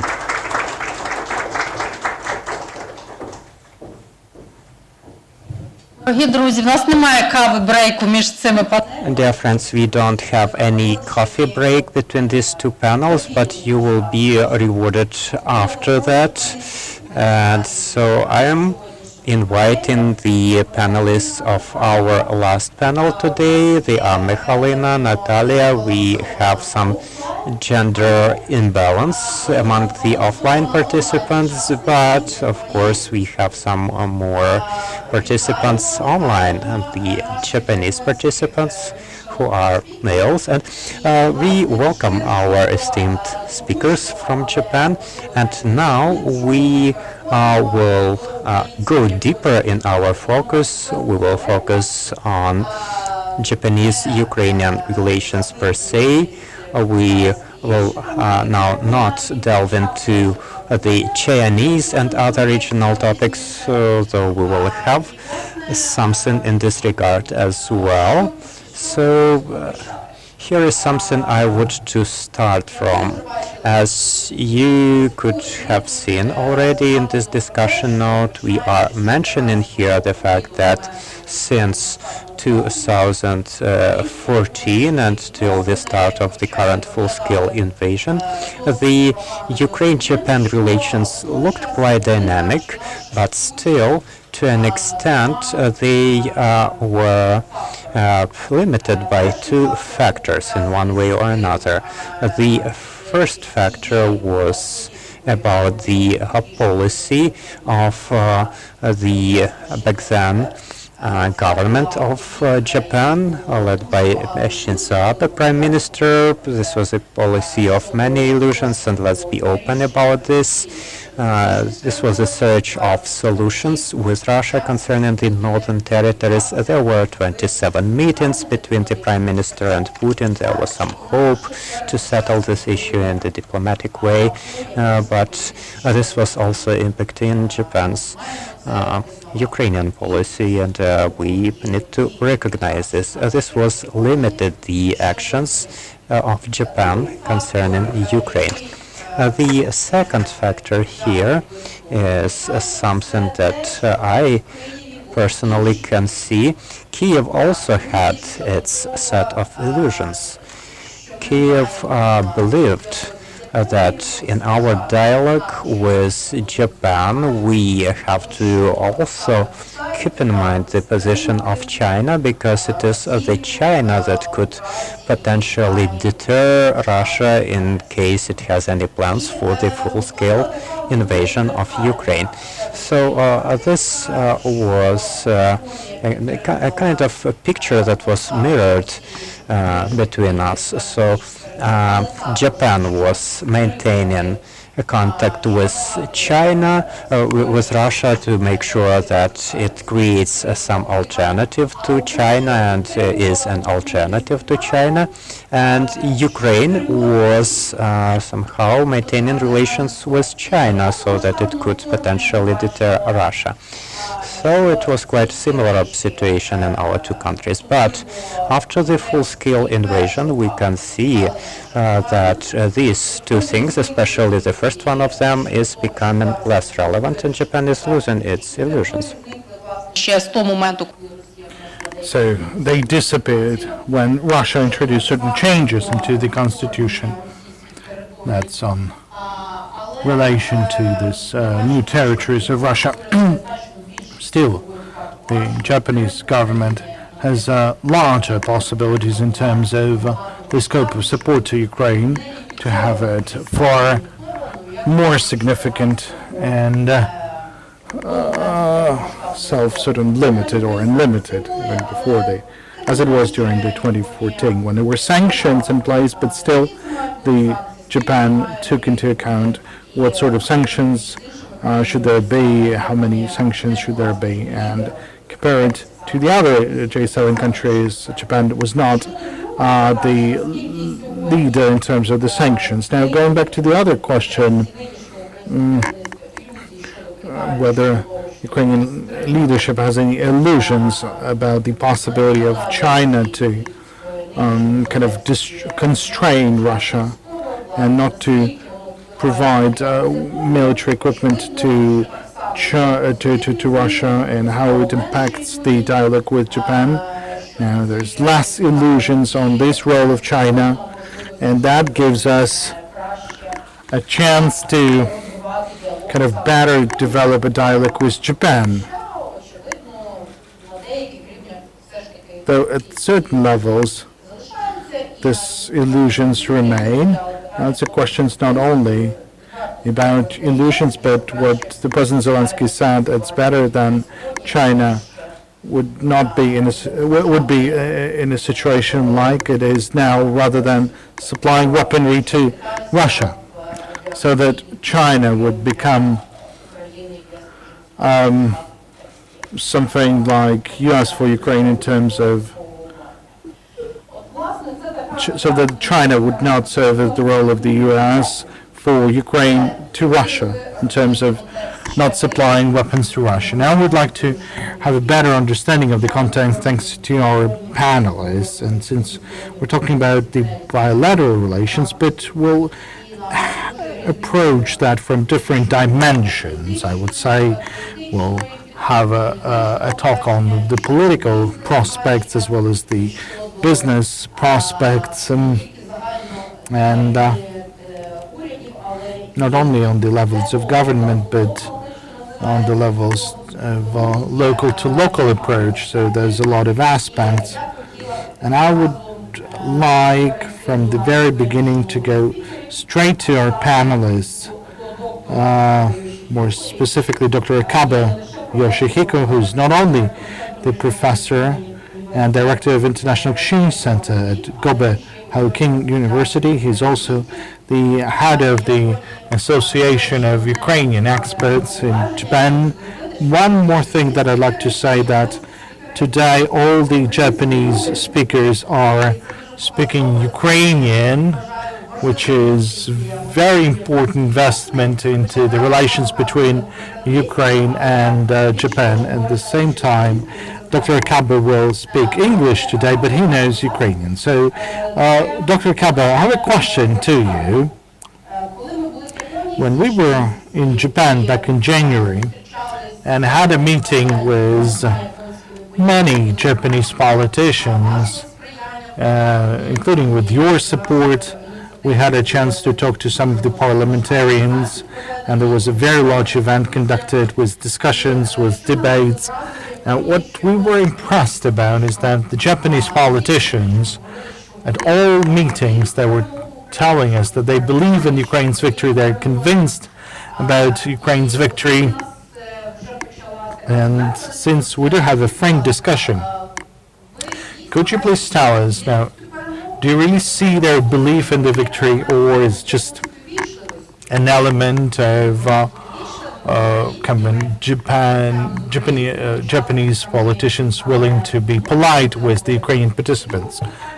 And second question, in spite of this sort of rethinking or shifting in minds within the Japanese politicians with regards to the defense spendings and security aspects, but there is also a number of pacifist moves, and this concept of Japan as a peace-loving nation, it's not only deeply rooted in the constitution and some of the legal norms, but maybe even in the Japanese mentality. And there is this political party Komeito, which is a party which is not very fascinated about the idea of military support to Ukraine, and we can see some of the Japanese media that are having rather pacifist modes and sort of prejudice about military support. Now, how do we talk to these people, to these sort of representatives of the Japanese society that still don't completely understand that in the case of the war of Russia against Ukraine, the weapon supplies, it has a humanitarian aspect because we are deoccupying the territories and liberating the people. Okay, Aliona-san, thank you for your very good questions, and I'd like to answer for the first question. And as you already know, I'm a scholar, so I'm not a politician, so maybe I can easily explain Japanese political culture than them. And basically, Japanese politicians, I mean, of course, it's a members of parliament. Of course, they support Ukraine by more than 90%. 90% MP, of course, support Ukraine, but I haven't taken official statistics, but I can say that with confidence. On the other hand, of course, each politician may have their own opinions whether Ukrainian will win. And in Japan, most politicians from the ruling party and also opposition party have shown support for Ukraine. They're mainly it's a majority of their position. This is, I think, this is also very rare in Japanese political scene. But despite this, maybe Ukrainian people may wonder why Japan does not provide military support to Ukraine. Of course, we are providing unprecedented military assistance to, for example, helmets and bulletproof vests, vehicles, and winter uniform, and reconnaissance drones, etc. But the reason why no future military assistance is, it means, of course, a lethal weapon is being provided or related, we cannot provide the lethal weapons to Ukraine. It will be related to the second question. So I'd like to continue the answer the second question. And it is also true that Japanese pacifism, it's I think, if I may say, it's absolute pacifism has been strong in Japan until now. This is due to the historical background of Japan's defeat in World War II and the Japan war in China and the other Asian countries. I know this is a difficult sentiment for Ukrainians to understand, but it may be easier to understand if I say that it is same as Germany's position in Europe. In understanding Japan's absolute pacifism, I have to tell you two facts. First, even Japanese who believe in absolute pacifism condemn Russian aggressions against Ukraine now. More such Japanese strongly condemn Russia's aggression against Ukraine. This is a phenomenon not often seen in Japan in the past. And the second, previously, because of absolute pacifism, it was often argued that, for example, before war is wrong, and war itself is evil, and that war must be stopped immediately, no matter what the reason. However, now the mood and the atmosphere in Japan has completely and dramatically changed since last February. While some Japanese still believe in the absolute pacifism, many more wants victory over Ukraine. This is because Ukraine is being subject to unprovoked aggression by Russia. And our country has three principles. Our country has three principles on arms exports. But this is not law. It is a guideline of government. Since last February, various debates to change the guideline have taken place. Unfortunately, we may not make it before the end of this war. I'm so sorry, but I also would like to emphasize that this debate was started to help Ukraine. It's also important point to know our atmosphere about support to Ukraine. As I already said, we already started a very modest military aid for Ukraine. So as a next step, if high officials of Defense Ministry of Ukraine will request for Japanese counterparts what they want, it's also good pressure for Japanese officials to consider what we should do. Because our country are very weak from the pressure from the outside, and of course your request is very important. And I would like to ask one, of course time limited, so I'd like to ask one more issue, and I'd like to talk one more issue. When we appeal to the emotion to Japanese people, I would like to suggest one more thing. It is we need to emphasize the similarity between Japan and Ukraine. And of course, this is we have the troublesome neighbor Russia in common, and Ukraine and Japan have territorial dispute against Russia. The 7th February was Northern Territory Days in Japan, and I had 3 presentations in 3 prefectures.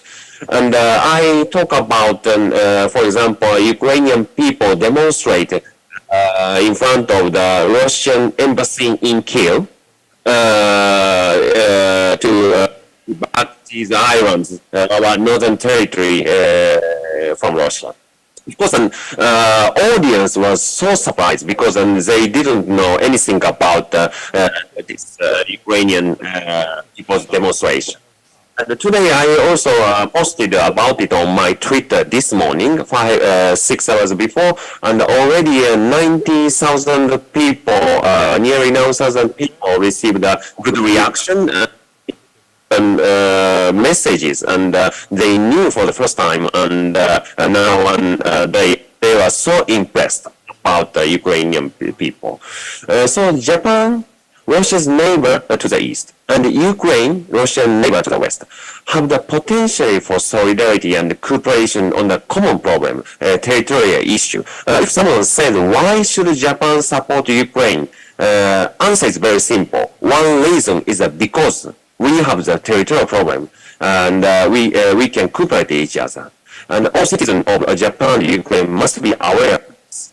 Ladies and gentlemen, Premier is Ukraine and Northern Territory and Japan. Let's go for it. We get all our territory back. Thank you very much. Thank you. Дякую. Thank you. Thank you for this very optimistic conclusion of your answers. Now I'd like to pass the floor to Natalia Butyrska. She's an expert on East Asia, a permanent participant of our forum. So I have a following question to you. When we were in Japan. We heard a lot, and this is something we mentioned during today's forum, like how important it is for us to have the support of other Asian countries, because Japan is evidently the country number one, is the leader of Asia in terms of support to Ukraine. That was happening since 2014. Today it's even more evident, but we would like to have more supporters like that. We would like to have countries that would show less of its neutrality, and those who already support us, of course, we would like to have more, even more support from them. So how do you think whether Japan would help us with this, since it has a good relationship with several Asian countries? I mean, could Japan serve as the facilitator of those further relations, or maybe it could help to spread the Ukrainian position and to have more support? First, greetings to all the participants of the forum. Thank you for the invitation. Because based on this event, it was very important to work like in advance, and the New Europe Center in Milan, I personally have done a lot to have these discussions on the relationship with Japan, because nothing could be created if no efforts are made, even in case of a favorable precondition. So when the war started, Japan had an evidence support, and people that we can see now, they were actively working in support of Ukraine. The background was sort of elaborated in advance. Now, speaking on this of the ambassador of Ukraine to Japan, Korsutsky, over the past 2 years, he was working hard on having those relations between the Ukraine and Japan, and that also served as the foundation for that support. Now, Japan is number one in Asia, but considering its response and the actions it's taking, it's truly number one. But we'd like to have more countries supporting us, because if you try to find the country which is number two, I think that would be Taiwan in terms of this support. But they have their own concerns and challenges, and they're really feeling the need for support based on what is happening in Ukraine. And I'd like to point your attention to the previous briefing, to statement at the University of Johns Hopkins. So this Prime Minister had made a very important briefing, and he underlined 3 major centers for the resolution of the future challenges. So these are the group of countries that they would be focusing on. First is the reinforcement of unity among the single-minded countries of G7. And Japan, just like the other G7 countries, have to concentrate on supporting Ukraine and supporting international order. There is also several security aspects on food security, energy security, climate, etc. But Ukraine was one of the very important points. The next is the cooperation with the global south. And at this point, I have to say that the Russians' aggression against Ukraine, it sort of withdrawn the attention of many players to the southern countries. I mean, earlier, China was waging its own economic diplomacy in South America, in Africa, and it paid a lot of efforts to make sure that it will kind of become rooted in those countries. But unfortunately, the European Union, the other countries, the US, they didn't pay much attention to that. And China tried to use this. At the same time, China supported the regimes of a rather totalitarian or authoritative regime. So now many countries are considering like how they would find an approach to the global south, and Japan is also considering this as one of the issues on their agenda. And our colleagues have already mentioned that Japan has not enough money to kind of outplay China and Russia on this track with their consolidated relations, because we know that Wagner Group is working there, like protecting the gold mines, but Japan has a good and positive image. So whenever Japan comes in any country, whatever continent it is, Japan is positively welcomed by those countries. So should we want to have this support, and Japan could promote with our peace formula, and our challenge in their own discussions and its own policy with a variety of countries. With what countries? Well, I'd say where Japan can help us a lot, this is Southeastern Asia countries. But Japan has good relations with South Asian countries. It's all around India, and it's also available in Central Asia and Latin American countries and some of the African countries. But in his briefing, the Prime Minister Kishida, he underlined their priorities, and that include the South East Asia countries, like Cambodia, shift in their opinion. This is what I was monitoring, that Japan had an influence on Cambodia. And when the war started, Cambodia, just like other countries, raised their concerns and calls for peace, but then it stayed outside of certain movements, and it has some close relationship with Russia. And should we take the Crimean resolutions, it voted against. But last year it was it took the presidency in ASEAN, and we've managed to receive very good proposals in terms of the partnership through the ASEAN, and we've received this overall communique with the calls for peace, and they had a mention about the Ukrainian war. Besides, Cambodia helps Ukraine in training experts on demining. And here's the contribution of Japan is very significant, because Japan is funding all that. Of course, it's all difficult because there's a very large position of those who sympathize Russia in Cambodia.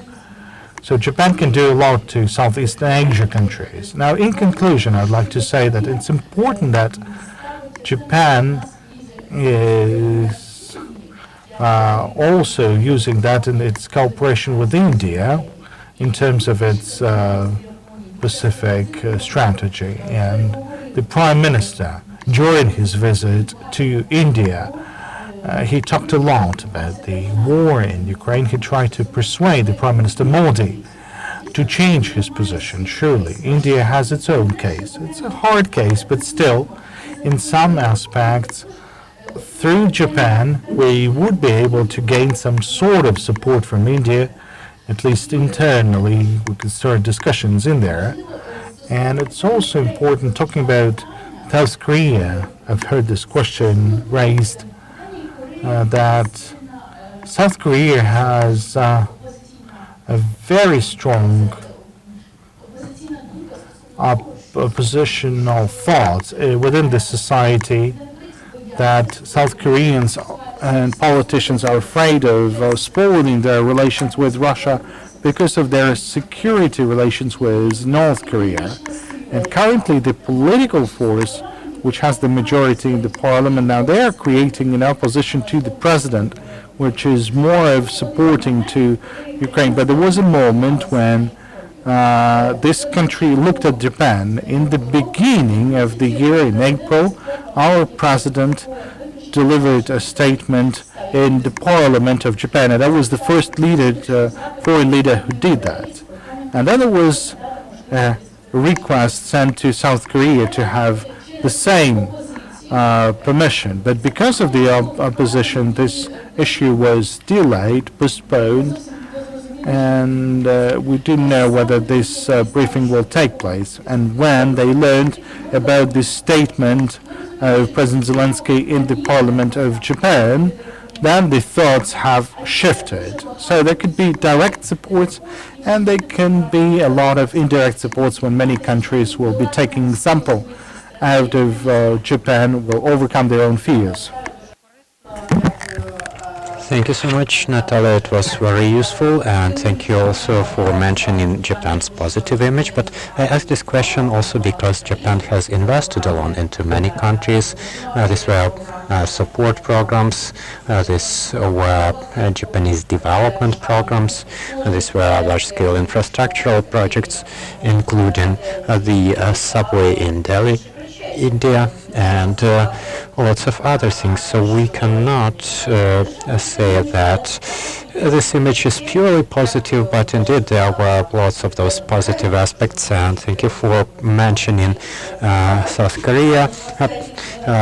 I guess I'm not unveiling a mystery here that Natalia and I have learned we have learned the Korean language, so we are following South Korea as well, although Japanese is our main professional focus in the New Europe Center. So let us transition to our next speaker. Let's talk business, and it's going to be the Mitsui Corporation's Daisuke Kitade, who is making different proposals for the development. We visited the office of Mitsui when we were visiting Japan. There were representatives of other Japanese companies there, and we were quite positively impressed with the interest, quite sincere interest of the Japanese business to Ukraine's recovery, both the fast recovery elements, something that we urgently need, but also the long-term components that are going to be possible after Ukraine finally prevails in this war. So my question to Mr. Daisuke, using the example of Mitsui, could you share the vision of Japanese business concerning Ukraine's recovery?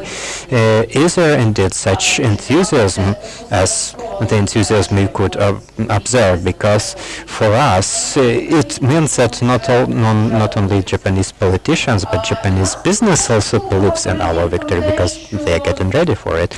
And we also have heard that enthusiasm is a good thing, but it also would make sense to have some steps completed by Ukraine as well before the Japanese investors will start to be active here. First, at the proper security level, because of course Japan is one of the countries of this globe that is very careful about the security issues for its citizens. This is why we do not see any offline participants except for His Excellency Ambassador. But the second issue here is also the issue of corruption, which is also crucial for the Japanese business. It works indeed in many countries of the world, some of which are less than perfect, speaking of the corruption risks, but still corruption is an important issue. So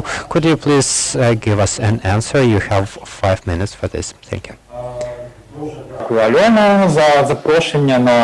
Thank you so much for this invitation to this third Japan-Ukraine forum. Speaking of your first question, indeed, Japanese business is getting ready for Ukraine's recovery, and it is quite active in this. I can see this. I can see that the interest on the part of the Japanese business is indeed huge. And let me give an example.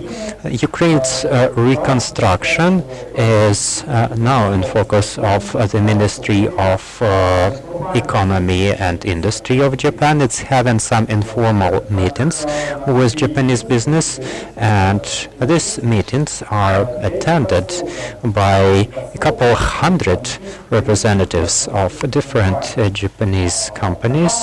So this is a huge number, and in and of itself it is an evidence of quite a strong interest or enthusiasm, if I may, of the Japanese business in participation in Ukraine's recovery. And as we have shown already to you, to your delegation when you were visiting us, Mitsui already has its own plan for Ukraine's recovery. And to put it in brief, for the long-term perspective, we are considering the supply of generators, and I'm very grateful to Ukraine's embassy in Japan for their ongoing support in the process. We are also working to supply filters to filter water, and again, I am very grateful to Hanna Hopko for her recommendations. And for the midterm and long-term perspectives, we are also considering the recovery of infrastructure, the industrial enterprises. So this is something for the post-war development and modernization of Ukraine. I'm sure that each company in Japan that is interested in this, it's developing its own plan for the upcoming reconstruction of Ukraine. Now, speaking of your second question, you were speaking of security and corruption. Okay, I will discuss both of them. Speaking of security, indeed, well, there is the hot phase of the war. There are missile attacks. I believe Japanese business, the most part of it, is unwilling to actually travel to Ukraine when there is a real threat of war, a real threat of being harmed or killed in Ukraine, and therefore Japanese government advises its citizens not to travel to Ukraine right now. And because of that, because of the impossibility to make such travels, we as business feel certain limits in our business. For instance, we are limited in the process of supplying equipment and training of the local personnel. We cannot travel there to do the things, so we have to work remotely, online. We have to be finding other solutions. And speaking of corruption, well, I was thinking a lot about this, and I maybe would like to remind that Ukraine has publicly announced that it's going to fight corruption. I believe that these are not mere words. This is a serious intention, and therefore the participants of Ukraine's recovery will be very careful about corruption, and where the money for the reconstruction is coming from. There is bilateral support, multilateral support, grants, loans from the partners, and investments. And in total, this will be a huge amount of money. And the Kiev School of Economy is right now assessing the impact.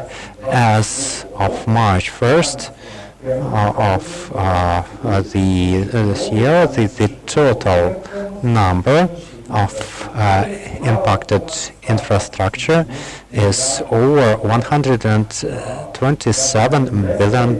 So I believe the investors and partners will be unwilling to invest money in case there is still corruption in Ukraine. And Ukraine, I will reiterate this, Ukraine believes Euro integration and accession to the EU is an important element of reconstruction, and also last year Ukraine has presented its recovery vision in Luhana, so we could see there the strong European Ukraine as a magnet for European investments. And I believe in the post-war Ukraine we should not see the corruption, because the fundamental values such as democracy, freedom, and the rule of law, they need to be in the kernel of the post-war recovery of Ukraine. So I truly hope that the new Ukraine will not disappoint the partners and investors. Yes, this is something that we also truly hope for, and one of the positive aspects, if we consider anything possible, anything positive in this war, during the war, is the rise in relations between Ukraine and Japan at the level of partner cities, and the relations that were declared before, back in the Soviet days, but actually were not that active except for maybe the partner relations between Kyoto and Kiev, which did exist to some extent in real life. But now we can see on a local level, at the level of cities and towns, there are initiatives springing up, and we can only be glad about that. I don't know if Bucha already has a partner city in Japan, because we are mainly focusing on larger cities in this program of partner cities, and there is even some competition between Japanese cities about selecting a partner city in Ukraine. But despite all of that, in Bucha, Mikhailina, you have witnessed how Japan is getting closer to you through the aid it provides in the form of very powerful Japanese generators, and this was especially important in the days when we had very limited electricity supply and we only lived in darkness and fear.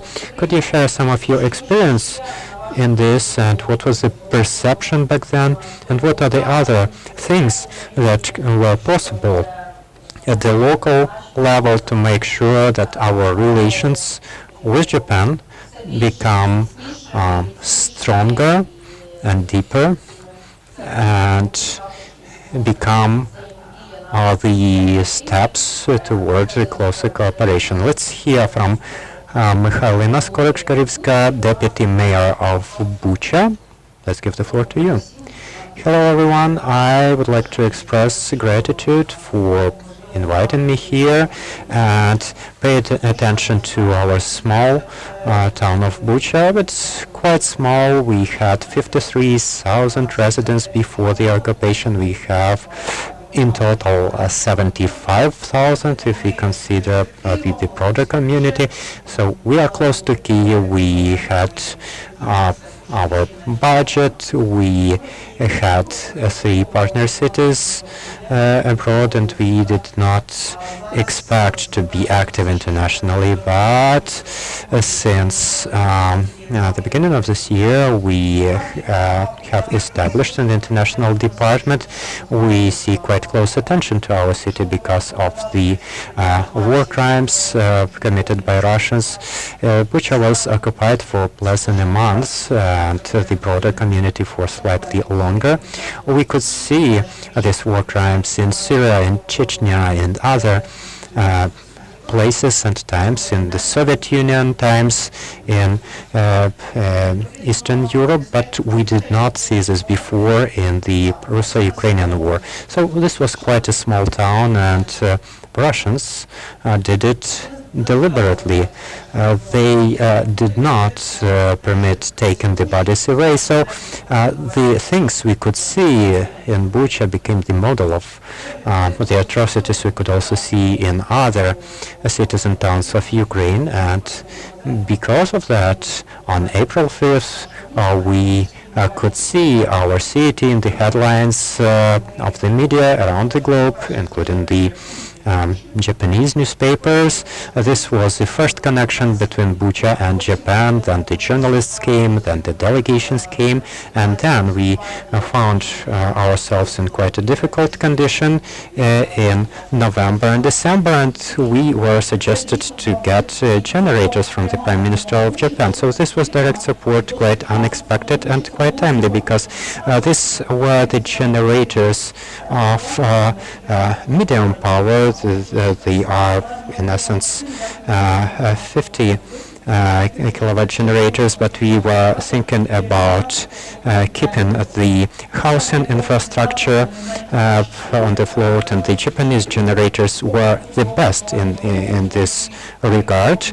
Despite the long travel, they were well equipped, and we were even given some spare parts for the service. And so this Japanese approach was very helpful, because we use the generators in the Yablonka and the glass plant district, which suffered the most. But we received not only generators, and you can see on Facebook that we are right now dismantling some of the destroyed houses, and this is also the project in which we receive support. Also, we had our landfills that were unavailable, so we will also clean up after one of the improvised landfills. And also we have received some of the calorifers. Also we have received some heat insulation materials, which turned out to be a perfect thing for our emergency department, because if people find themselves in this terrible situation when they have spent a lot of time in the cold, the person is covered with this insulation material and feels much warmer immediately. So this is very strong support. So in this collaboration with Japan, which doesn't want to be just some tragedy location, to be the second Chernobyl or Osvensim or anything else that is purely associated with the crime. We want to be a success story of Ukraine's recovery. Therefore, while discussing the interests of our municipality, we are of course interested in finding a partner city and to work for the technological recovery of Bucha, because it's surely a Ukrainian city, just like Akhtirka, just like Izium, just like other cities, and despite being located close to Kiev, it's just a small city, and we are inviting you to come and try in Bucha, and if you are successful here, you will be able to scale up. So let's start from some pilots in Bucha. Let us see what works and what doesn't. It took us some time to get our hand around those insulation materials. So yeah, we also have Antonov Airport in our community, and hopefully we will be developing this Bucha Technogarden process that we project that we had before.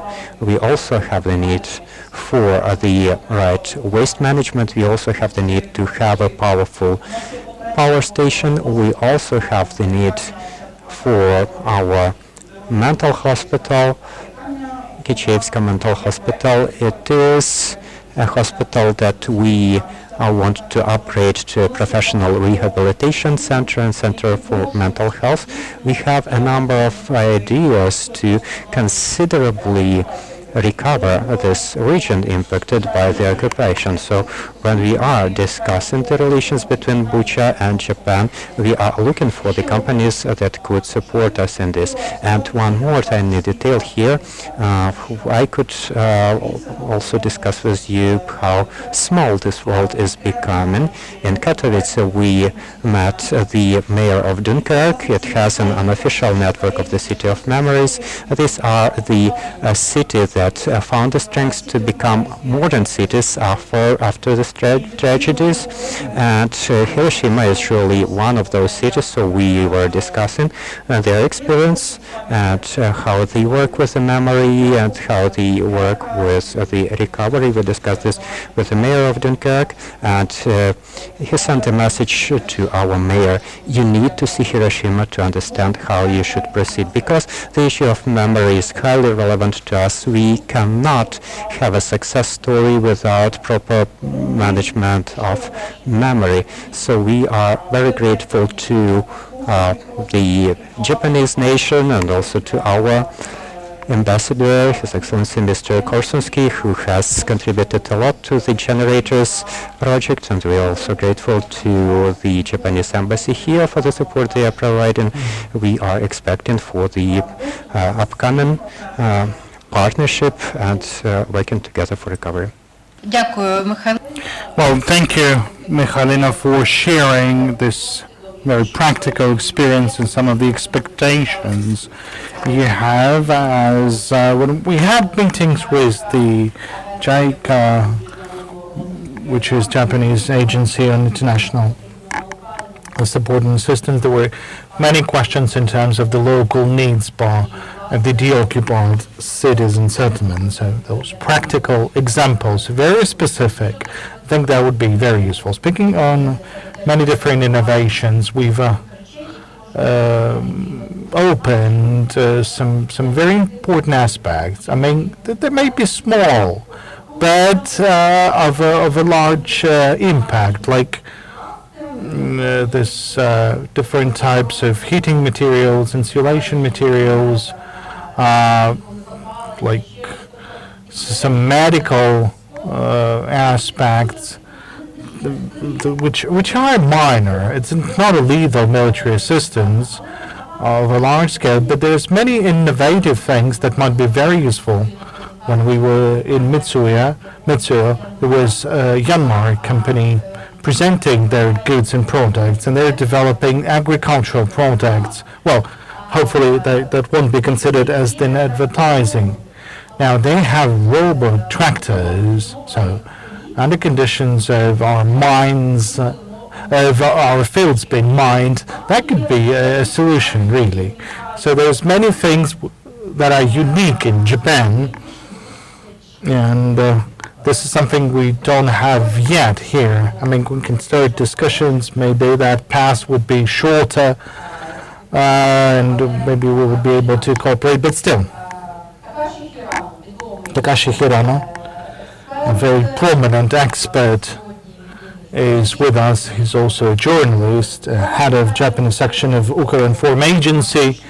Before that, he had many experience in the diplomatic arena. So, Mr. Takashi, we talked a lot after the occupation of Crimea that there is a shift in the mood in Japan with relations to Ukraine, but there's still a lot of questions remain. And when I prepared this analysis together with Leo Litra, we had this feeling that the major shift on the political level in Japan took place with regards to Russia and not with regards to Ukraine. And that's this shift in the attitude towards Russia that helps Ukraine. So that's the major shift.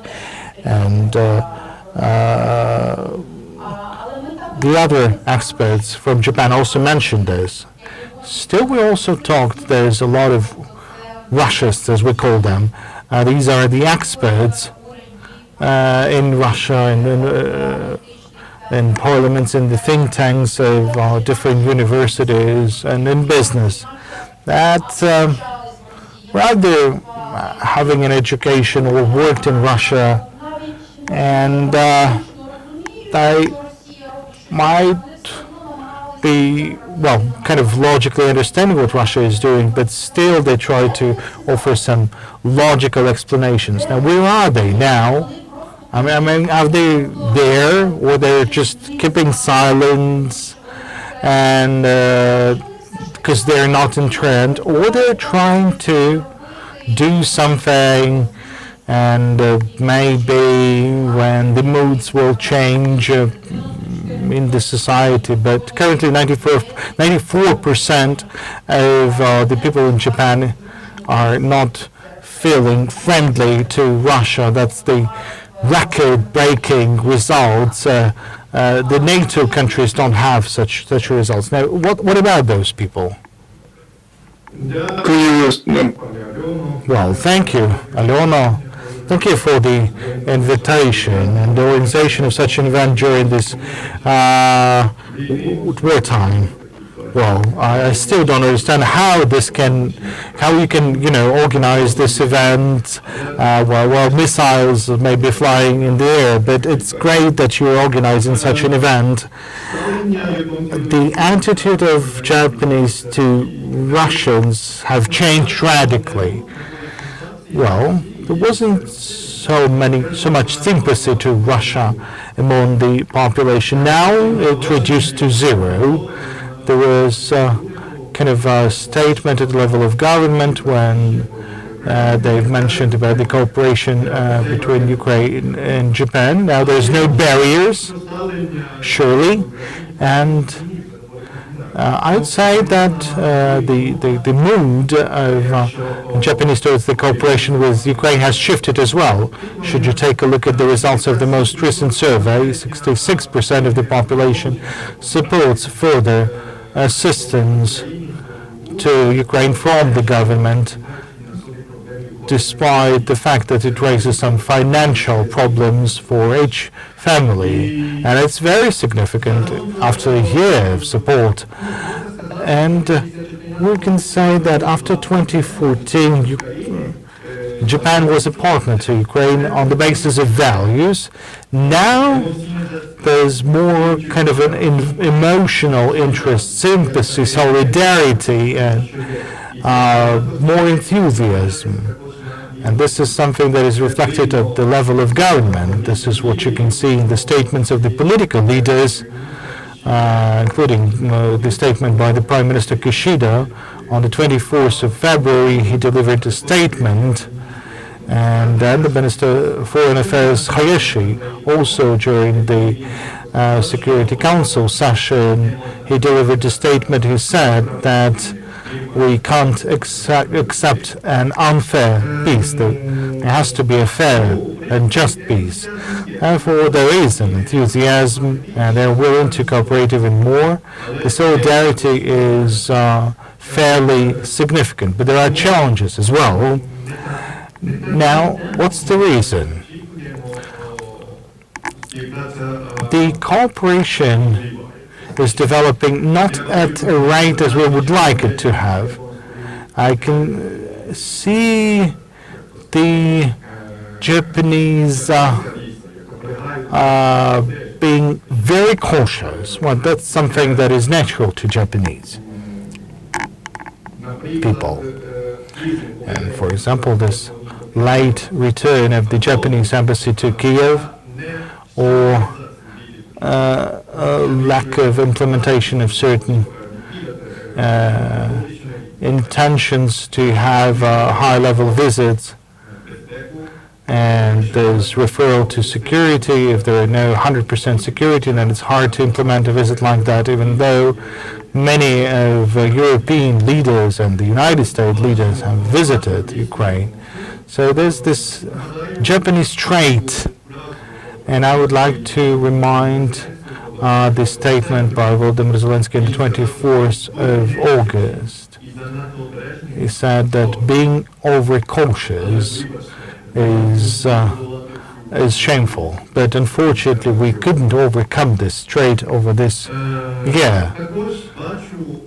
I can also see, and Alona today has mentioned that all the Japanese are saying that Ukrainians will win, and I believe that this is maybe a sort of a politeness to Ukraine, because I haven't heard from the Japanese leaders the statements like either Ukraine has to win or Russia has to lose or to defeat. There's more conversations about sympathy, about the support to Ukraine. Now it's more of a pacifism, and not about the conversation of a victory, I would say.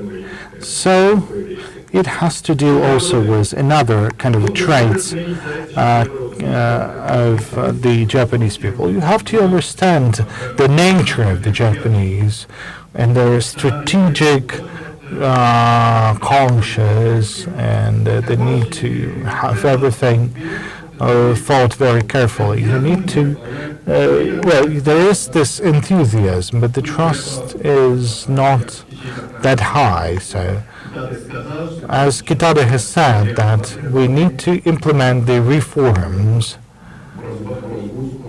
on anti-corruption. And Ambassador Matsuda also mentioned about this today. Now, speaking on Russia's, for the sake of justice, we have to say that earlier there was a small portion of Russians who understood the intentions of the Kremlin. Their position were fairly okay by the Russians, but there were a portion of Russians that sort of they were spreading Russia narratives among the society that this part of Russians have awakened, and after the beginning of this large-scale invasion, they recognized their mistakes in the past, but still they're not criticizing its aggression openly, thinking there might be a possibility to have a discussion. But there is a part that continues to spread very convenient narratives for Russia. There's a smaller part of them, but they're still available. Still, the Japanese mass media have changed their vision, and they stopped inviting and listening to thoughts expressed by the Russians. And these Russians have less and less possibilities to spread their thoughts among the society. And now the other experts are invited, and they have the chance to spread their own kind of thoughts. Back in 2014, people were interested why Putin has occupied part of Ukraine, has Crimea. They tried to understand his logics, but in 2022, people are listening to points of Ukrainians, and they're not looking at the situation not from the standpoint of Russia, but in the global context, or in the global context. And that's the result of the efforts done by the experts and the mass media over the 8 years before the large-scale invasion. And I wrote a special even comment that was published by the New Europe Center. Thank you, Takashi. Thank you for being frank, because this is the question that we were very much interested in, more specifically in the belief for this Ukraine's victory, because if you believe, then you invest much more resources. I'm talking about human, financial resources, whether there was an item of politeness, of being polite. Now, do we have any questions? Because we still have just a couple of minutes, maybe no more, but if someone has a very emergent need to ask a question, so please, you can do that. Okay, so there's no crucial need to ask a question. The lack of coffee breaks between two panels, I think, has its impact. So I'd like to express words of gratitude to our panelists today, and I would like to finish our today's event with the words that we believe in the partnership with Japan. We believe in Japan's presidency over G7. We believe in the fact that Prime Minister Kishida would find a chance to visit Ukraine before the summit of G7 in Hiroshima, and he's the only leader of the G7 countries that has not visited Ukraine until now. And those security concerns will be lifted in terms of this visit. We believe and we hope that President Zelensky would be able to deliver his statement in the summit in Hiroshima. It would be good for him to deliver that statement personally, and I would very much increase and reinforce the agenda of the summit that was elaborated by the Prime Minister Kishida, and because this issue of nuclear security is very important, because the Prime Minister is from the city of Hiroshima. So for him, this matter is of a special importance. And here we have a political ally, both in terms of this nuclear threats coming from Russia and in terms of this blackmail, nuclear blackmail, and the situation that is currently being created at the occupied nuclear power plant in Zaporizhzhia, and the risks that might be happening to other nuclear power plants in future. We also understand that Japan cannot make an immediate contribution to Ukraine's victory in the form of weapon supplies, although we need to work on this for the future. There's 3 principles on export from Japan. These are not constitution. Have changed in 2014 after Crimea. So this is something that we could change, or that could be changed, and those matters could be solved differently. The other question, like what sort of assistance could come from Japan, even if those principles would change, in terms of providing us with some of the weaponry needed, but Japan can significantly support us in the field of demining and this trilateral program, Japan, Cambodia, Ukraine, which has already started to work, and our experts from the State Emergency Service, they have already visited Cambodia this year, and we're expecting to have a 10-year program, since Ukraine is the most mined country of the world, and the investment that Japan can do for our development, for development of Ukraine, can be of a large scale. We believe in this, and we hope there will be support from all the partners and friends participating in our forums, and through our previous forums, we have created some sort of foundation for our Japanese experts, colleagues, and friends be able to build some narratives that are impacting the policy building process of Japan. And we believe that, and we hope this will happen like that. So I'm very grateful to the Embassy of Japan for their support in organizing these forums, in preparing this research, and I'm passing the words of gratitude to the participants from Ukraine and Japan, and I really hope that next year we'll be having this meeting in order to mark the victory, and the Japanese experts, not only the Prime Minister, but also the business would be able to arrive to Ukraine and open and start some offices to rebuild Ukraine. So thank you. And we'd like to invite you to have this buffet lunch. Please, all the offline participants are invited. Our online participants, unfortunately, will stay with us in their minds, but we are very, very grateful, and we'll see you sometime later on in this format. Thank you.